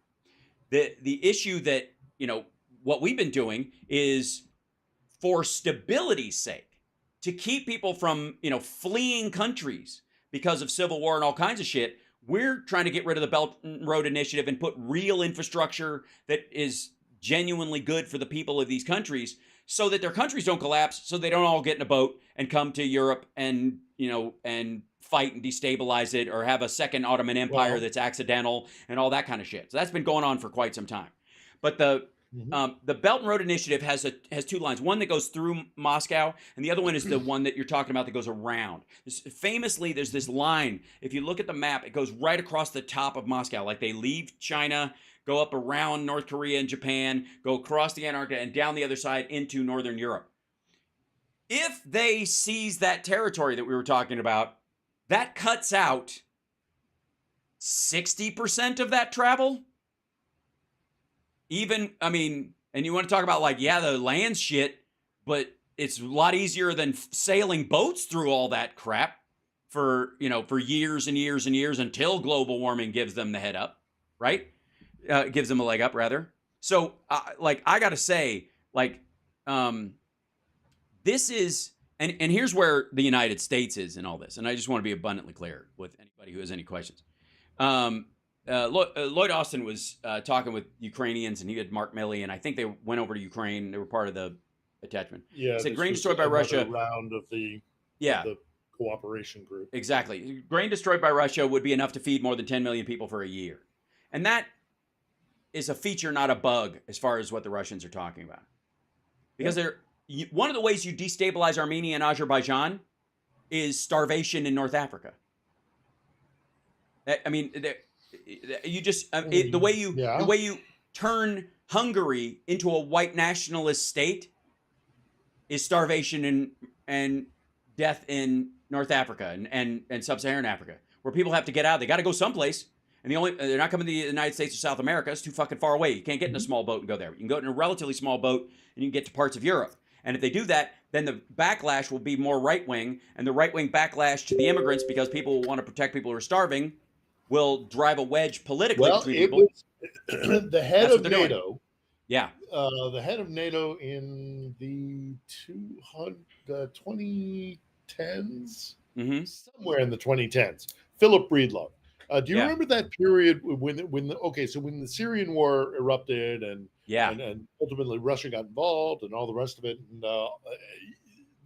Breedlove made a comment that, and more than the comment, he actually put out an official statement.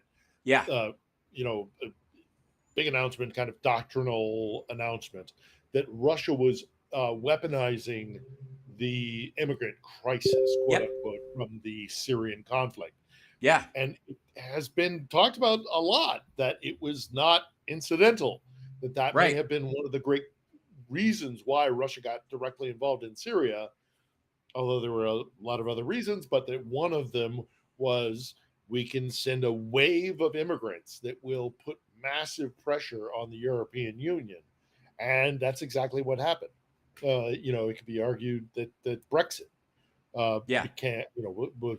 went through because of that pressure that was being put on Europe, and the Brits being the Brits, it's only a matter of time until they get here, and xenophobia and blah, blah, blah, blah, blah. And then we get Brexit, and then we get, all the other chaos that happened in Europe and the transatlantic relationship.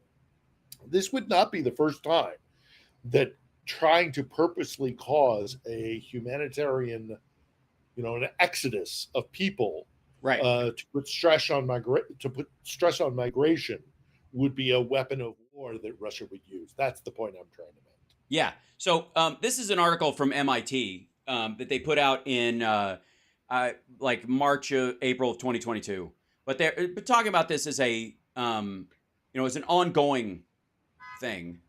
There has been this is not new, by the way. This is not a tactic that is new to the 20th century or the 21st century. It is something that has happened. Herding people through violence and starvation has been used for millennia as a way to destabilize, overwhelm, destroy an area, especially if it's considered an uneducated or culturally different to an extreme. Think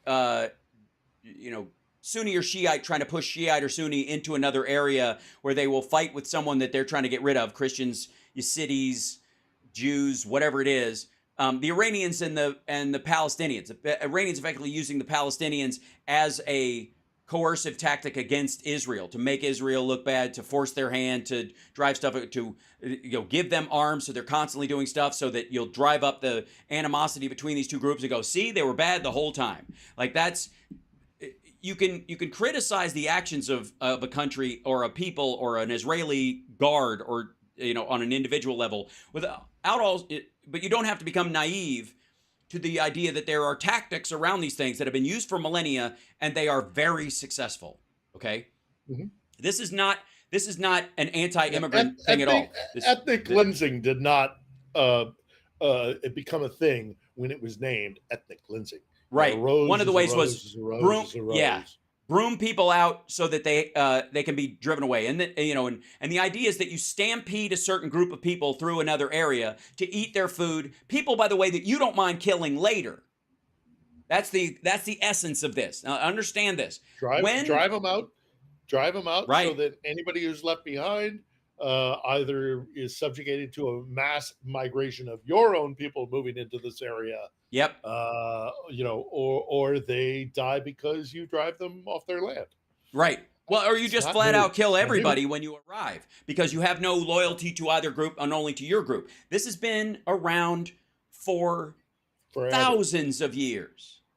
Mhm. And one thing we do know about the Russians is that they don't like new plans. They play the hits, man, and they go back to this idea that one of the reasons you cut off the grain to Ukraine is you cause starvation in Africa, and you distract the rest of the world, going, "Oh fuck, we got to spend money, resources of boats, yes, thousands of years, millennia."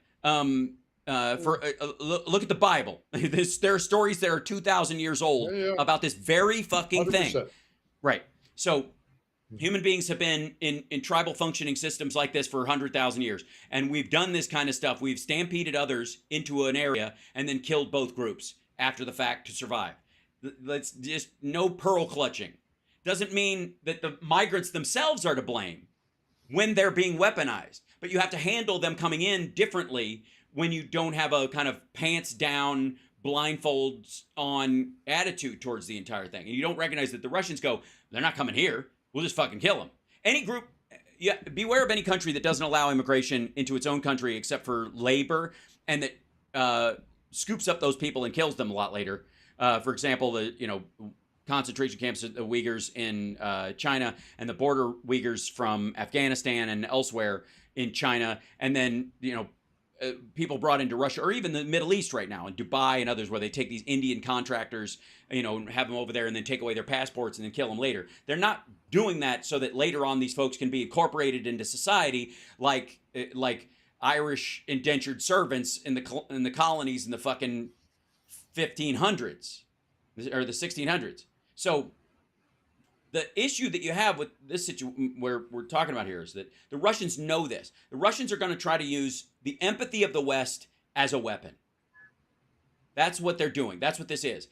We feel for people who are fleeing areas. There is a difference between heal it there or heal it here. This will be a legitimate crisis. This will be an absolute and they know it. Crisis. And right. They intend on it. And they don't care. What they're not intending on, I think, is that the clock is accelerating. They're losing on the ground. Yeah, it's not happening fast enough. Right. It is not happening fast enough, nor will it ever. No, it's not happening fast enough, and I am absolutely not going to speculate on the time frame of when the effect of the grain shortage and the obstruction of food system, trade system is going to actually come to a crisis point where we're looking at these mass exoduses of people and mass migration and that kind of stuff. I don't think that's happening imminently, and frankly, I think that there's a very good chance that, and I hesitate on being predictive, but the war is not going well for Russia. It's not on the ground and in Moscow. Yeah, this is not a popular war. This war is becoming more and more apparent. They're willfully ignoring it, but at one point it is going to be undeniable because the Ukrainians are going to at the very least the Ukrainians are going to be able to disrupt the land bridge, if not completely sever it, as I hope they will be able to do. Right. But either severing it or disrupting it, it is going to become increasingly obvious to the Russians, primarily Petersburg and Moscow and a few others. But when you lose that ruling class and that mythology that you are, of course, going to win, and you will be buying apartments in Picharsk district in Kiev, or you'll be buying a holiday home in Odessa. When that narrative is completely goes in a puff of smoke, it's going to be hugely disruptive. For Putin's support and his power base, and it's coming. It is absolutely 100% coming. Yep. There will be a point when Russians will not Well, be able to ignore the Let me- fact they're losing. For the yes, and by the way, Stargal, I am feeling better, and thank you for noticing and that Yeah, kind of you're thing. not But doing all this. yeah, not None as of that- much. none It's of still a that little going bit, on. but it's more habitual. It's more habitual. Like the muscle keeps cramping because it cramped for a fucking week. But I will say it's strong as fuck now because it's basically been working out isometrically for a whole week because it was just pinched Good. shut. Yeah. There So you go. if Silver you see me linings. walking around carrying like a stack of dumbbells by one hand, that's why. But so one of the a lot of times in the United States, our conversation about immigration has a lot to do with the southern border because the Republicans like to scare people with brown people coming across the southern border. Eek. And the irony is that the vast majority of those folks are Catholic, quite frankly.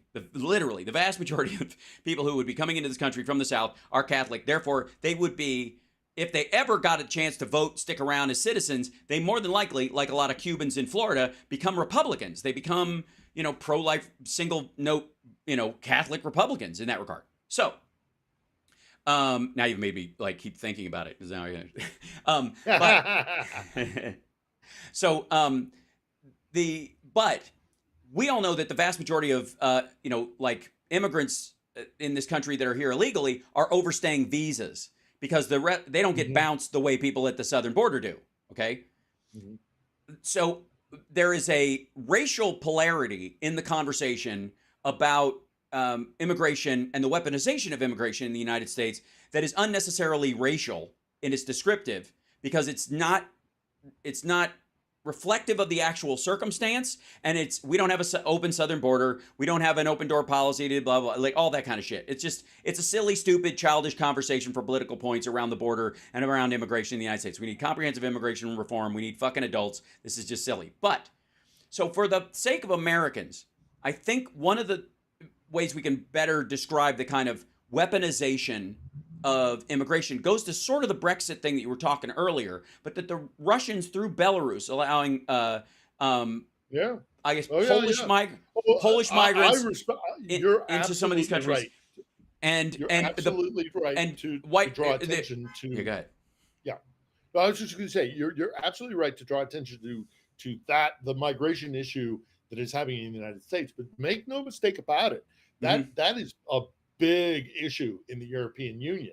Yep. And it is there are ghettos throughout the European Union because the idea of controlling these borders is an impossibility. So in many ways they've abandoned trying to do that, and what they're trying to do is control and maintain like huge populations of people that have come into the European Union. It's different, but it's the same because ultimately it is about migration. Right. And as certain parts of the world become increasingly you can't live, and increasingly places in the world become inhospitable, uninhabitable. There we go. That's what I'm looking for. Huge stretches of the globe becoming uninhabitable.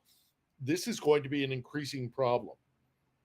The Russians know it, and they're exacerbating it, but it's also happening, organically. But this is one of the major issues that we're going to have to deal with for the better part of the rest of the century. Yeah. So over the southern border, by the way, we've had about somewhere between, depending on what numbers you believe, 8,000 and 20,000 Russians have tried to enter.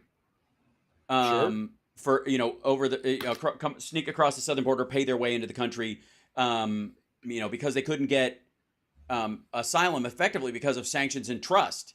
It's going to take you a while. You got to go to a third country and hang out there for a good long while. Because I wouldn't be terribly surprised if a whole bunch of them were from the Caucasus. Yes, who are ostensibly members of the Russian or citizens of the Russian Federation. Yep. But who are not welcome citizens. And they, there's a reason why, the guy at the Boston Marathon was Dagestani. There is a Dagestani diaspora because they fled, Russia. This is a very complex. Yeah. Well, it's meant to be. It's meant to be. It is meant. And the Russians don't exactly. Right. Yes. And they don't, and again, that's the point, is they know the game they're playing. I hope that we know the game we're supposed to be playing. I have faith in our DOD. Yes. I have faith in the intelligence Agreed. community. I have faith in the State Department.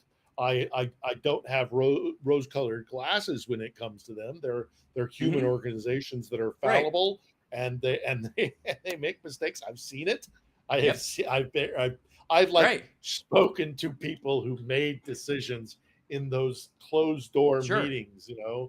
I've spoken to those people once they come out of those closed door meeting, and if they were being honest with me, they were making hard decisions that it's very easy for people to be dismissive of. But geopolitics and dealing with geopolitics as a global power as the United States is not easy. And again, it's super easy. I'm not giving them a clear pass. I will say it's super easy if you don't give a fuck, and that's where Russia uses it a heads up. This is the idea. If you don't give a fuck, or if you just want power. It's the serial killer aspect of, like, somehow people think that, like, people like Ted Bundy are like smart on a level of, like, Hannibal Lecter or some shit, when in reality, what are they really doing? Sneaking into a house after everybody's asleep and clubbing people in their sleep and sectioning people off from each other while they assault them. That doesn't take brains. You're picking weak people. You're not picking people who are the same fucking physical size as you. You're not taking them on directly. You're not beating them at chest before you beat them with a club. You're fucking sneaking up on them while their head is in a pillow and they are sleeping. And at a time, by the way, when there were no Apple Watches, no security cameras, no Ring fucking doorbells and all that kind of shit. So the idea that somehow there's a sort of the wisdom of the Ted Bundys of the world and the Hannibal Lecters of the world is kind of overlaid onto Russia. It has a similar kind of a feel to it, that these are just fucking serial killers. And while the rest of us are being civil, these motherfuckers are like, civil? Who does fucking civil? What kind of an asshole does civil? And they have basically what the attack on Ukraine was in 2014 was essentially sneaking up on someone getting into their car who was going about their civil life at a time when they were looking the other way. And so what do you do? Yeah. They set up They set up distractions on purpose. They do, and they make their own rules. But I think the West absolutely, as all power structures and all nation states are, they try to exert influence and power. I think the West is doing that. The United States is doing that. The European Union but what's the power for, though? Again, what's the power for?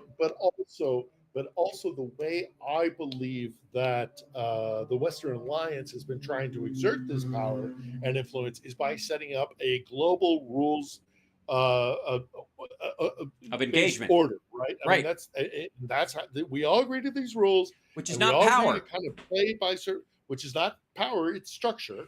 Right. And call me naive, and people will, but I think that is, yes, the West will seek power within the structure. If we all agree on the rules, if everybody agrees what monopoly is, we can play a game of Monopoly. But it's when guys like Russia suddenly go and guys like Russia, when they come in and do things like they've done in Ukraine, are basically going, fuck you to the rules. Right. Fuck you to all of it. We're not playing Monopoly. We're playing fucking, dodgeball. Here's the red ball coming right for your face, motherfucker. Look, as somebody that's what's unacceptable. As somebody who speaks Chinese and has been in a couple of situations where there have been delegations from Africa walking around China because they were trying to make good, and they fly these guys in and they wine and dine them, and listening to Chinese people talking about them in Chinese. Let me tell you, there is a Russians reason. did the same thing. There's a reason why the United States and the UK are the ones that came up with, We Are the World and Live Aid and fucking Do They Know It's Christmas and all that kind of shit to raise money, or anti-apartheid, Won't Play Sun City. There's a reason why the West did that, and why there is none of that. There will never be any version of that coming out of China or Russia. Not ever, not once. No, not even if you think that's just like commercial bullshit. They're not even going to do the commercial bullshit version of it. Until substantive change happens. Yes, agreed. Right. Well, yeah. And in the current government, there's just, and from the governmental structure, it has to be a totally different government, therefore a totally different country. China's not Well, China. and I presume is just like, yeah. and I presume just like in China, as in Russia, there are centuries of trauma that and fucked up, shit that has been just passed on generation after generation that Sure, will but have to be dealt with. It's yeah, a but fundamental that has cultural nothing to change. do with their racism towards black people. Honest to God, like America fought a war over the Well, Civil except for War. the We have fact our history, but the Chinese don't. The Chinese would have no interaction with them except for the BRI and except for their desire to like crack open that fucking market and exploit it, essentially, which is what they're doing. And they're doing it in the most ham-handed and racist, obviously brutally forward-thinking racist way. And that's what concerns me about the migration crisis. When it comes to Russia and China, basically like scaring or starving people into leaving areas that they know are resource rich as they move in with industrial equipment and replace buildings with their own shit and move in their own citizens into these areas. And China's doing this all over Central Africa to basically bifurcate the fucking continent. And they're, that stupid line road that Saudi Arabia is trying to do across the desert, which is just fucking the Death Star trench thing that they're trying to do, which is idiotic, and will fill with water after the third earthquake. China's basically trying to do that across Central Africa, to split Africa north and south and be the arbiter of what goes where. And then hold all the resources in that area. The United States has never tried to do that. You can argue that maybe France did back in the day. You could certainly argue that the UK had its play in it. But after the UK, fought the king of Zanzibar or whatever over slavery, they just started trying to make deals, my friend, and went over to fuck around in India, arguably. But the Chinese have no interest. The CCP and everybody involved there, and anybody I've ever seen, with going, you know what? We should have Africans come here, and we should go to Africa. We should, it'd be nice if we had a sort of a Chinese diaspora in Africa. No, they're brooming people out. And then you look at the tactics that they're comfortable with. What's happened to the Uyghurs? What's happened to the Falun Gong people? What's happened to any dissidents that they have? And the same thing with Russia and the Wagner Group. You look at what they're willing to do to get what they want, it gets real fucking ugly real fast. It gets real 1930s real fucking fast under the radar of the rest of the world because we're just here building bridges. It's fucked up. And the more I watch this, and the back and forth between, our China and Russia in this together, which I do not believe they are. And I do believe that part of their gear up is to grab land from Russia just so that Xi Jinping could say he's expanded the territory of China without having to go into Taiwan, which is a war they would lose. They'd lose 1 million people in a week, and they would have to kill everybody in Taiwan. It would be just stupid. The place would become radioactive effectively. It'd be useless. None of the technology is going to fucking stay there. It's already obsolete. TSMC has already moved the 4 nanometer chip making machines out of Taiwan just in case. They can't even seize the shit. So obviously this is the part that winds me up. And as much as I love Chinese culture and the Chinese people as human beings, and very much, I think there's probably some semblance of, what's left of what would be, older Russian culture, pre-Soviet Russian culture. It's sad to see it die just so violently in this, and then I think take out its pain on everybody else. There's a common thread between both China and Russia, and it seems to me, and again, it's Russia's my expertise. Well, they're China's pretending yours. to be, but there's the CCP is pretending to be Soviet. There's a Soviet thing. Sure. Yeah, yes, absolutely. But there's a common thread throughout all of this, and actually, it goes through many countries and many parts of the world. Is that might does make right, and that it is right. We are not the status quo. What the ideals of democracy is rare, democracy right? Is not the default position for human beings, and that's why it's so bloody hard, and that's why we fail at it so often, and why we might get disillusioned, and those autocracies like Russia in particular will exploit that, and it's just because we haven't achieved our ideals doesn't mean that fighting for those ideals doesn't mean anything. And that's what the Russians would have you say, is that, well, fuck it, At the end of the day, man's default position is might makes right. So corruption isn't even corruption. Corruption is just, if I'm bigger and stronger than you, I make shit happen because that's my force of will. Right. That's what corruption ultimately is. So, the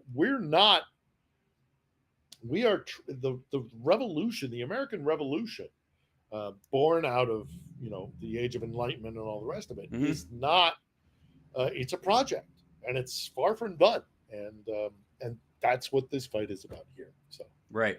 I'm just saying that, there was a period where in our fight with the Cold War and the ratcheting up of that, there was a decision made that, I think that the fall of Russia became effectively, by certain people's estimations, a rope-a-dope. That the Putins of the world said, we'll lay back, we'll bide our time, we'll befriend other dictators, and we'll push back, and we'll get these fuckers on the come around. Because they will lay back and get fat and be weak and gay, and they'll start giving women's rights and all that kind of stuff, and that will soften them up for the kill. And that's how they talk about it now. So I have no reason, again, if somebody tells you who they are, believe them. Multicultural. Right. That they think that's a weakness. I would argue it is a strength. And by the way, while we are multicultural, we are all constitutionally bound. We are under the idea that democracy is the safety, the umbrella under which those cultures can thrive, and not override anybody else's culture in the process. And is it messy? Sure. Yeah, we're over the time rule right of now, law and might makes right. Don't yeah. usually gel. Do not fit well together. I want to, by the way, everybody needs to go to Philip Ittner's YouTube channel and check out his vlogs, and of course follow him on Shitter at Ittner Philip on Shitter. Also, we will have so much more to talk about on Sunday, but and we didn't even get to talk about the UNGA. A lot of big news regarding this region was actually in New York, but we'll have to wait until Saturday. Biden's speech, a significant part of it was about Ukraine. I was a little disappointed that Zelensky delivered his speech, at least the part I saw of it, what I saw of it, in English.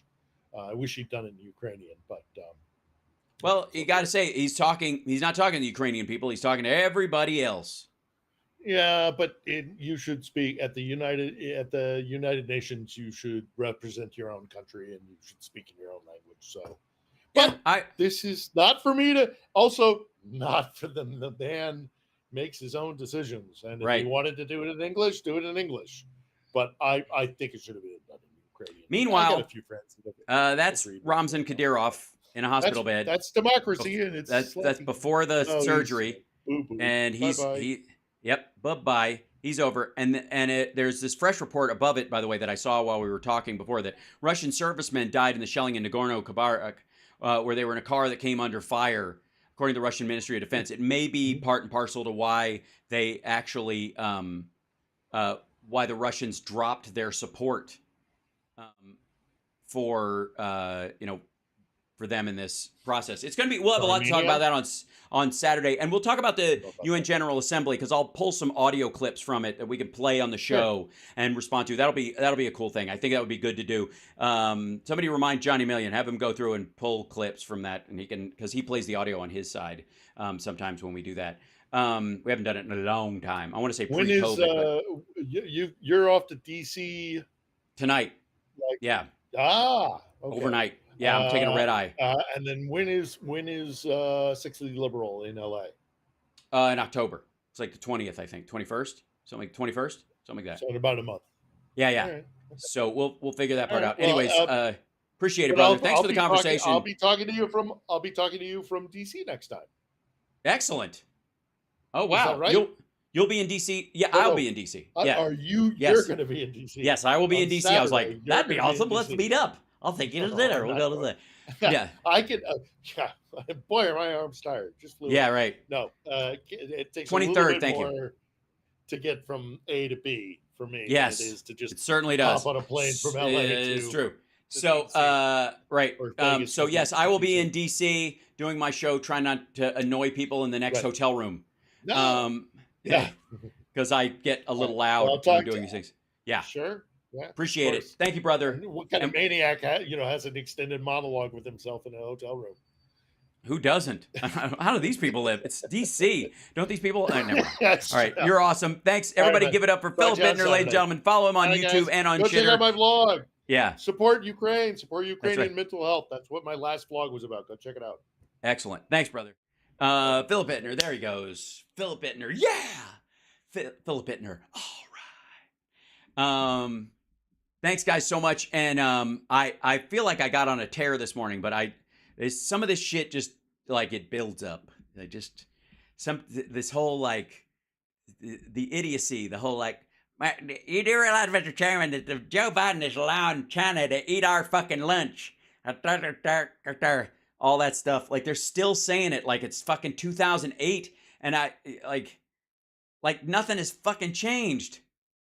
See if they have a business center in my hotel. They might, Kaling. My concern is that I will. Other people will want to use the business center. Sometimes I can get a conference room, but it's usually very expensive to do that. I also I'll reach out. I'm going to try and see if I can find somebody who has a podcast studio with good internet. Maybe I can borrow it for the time.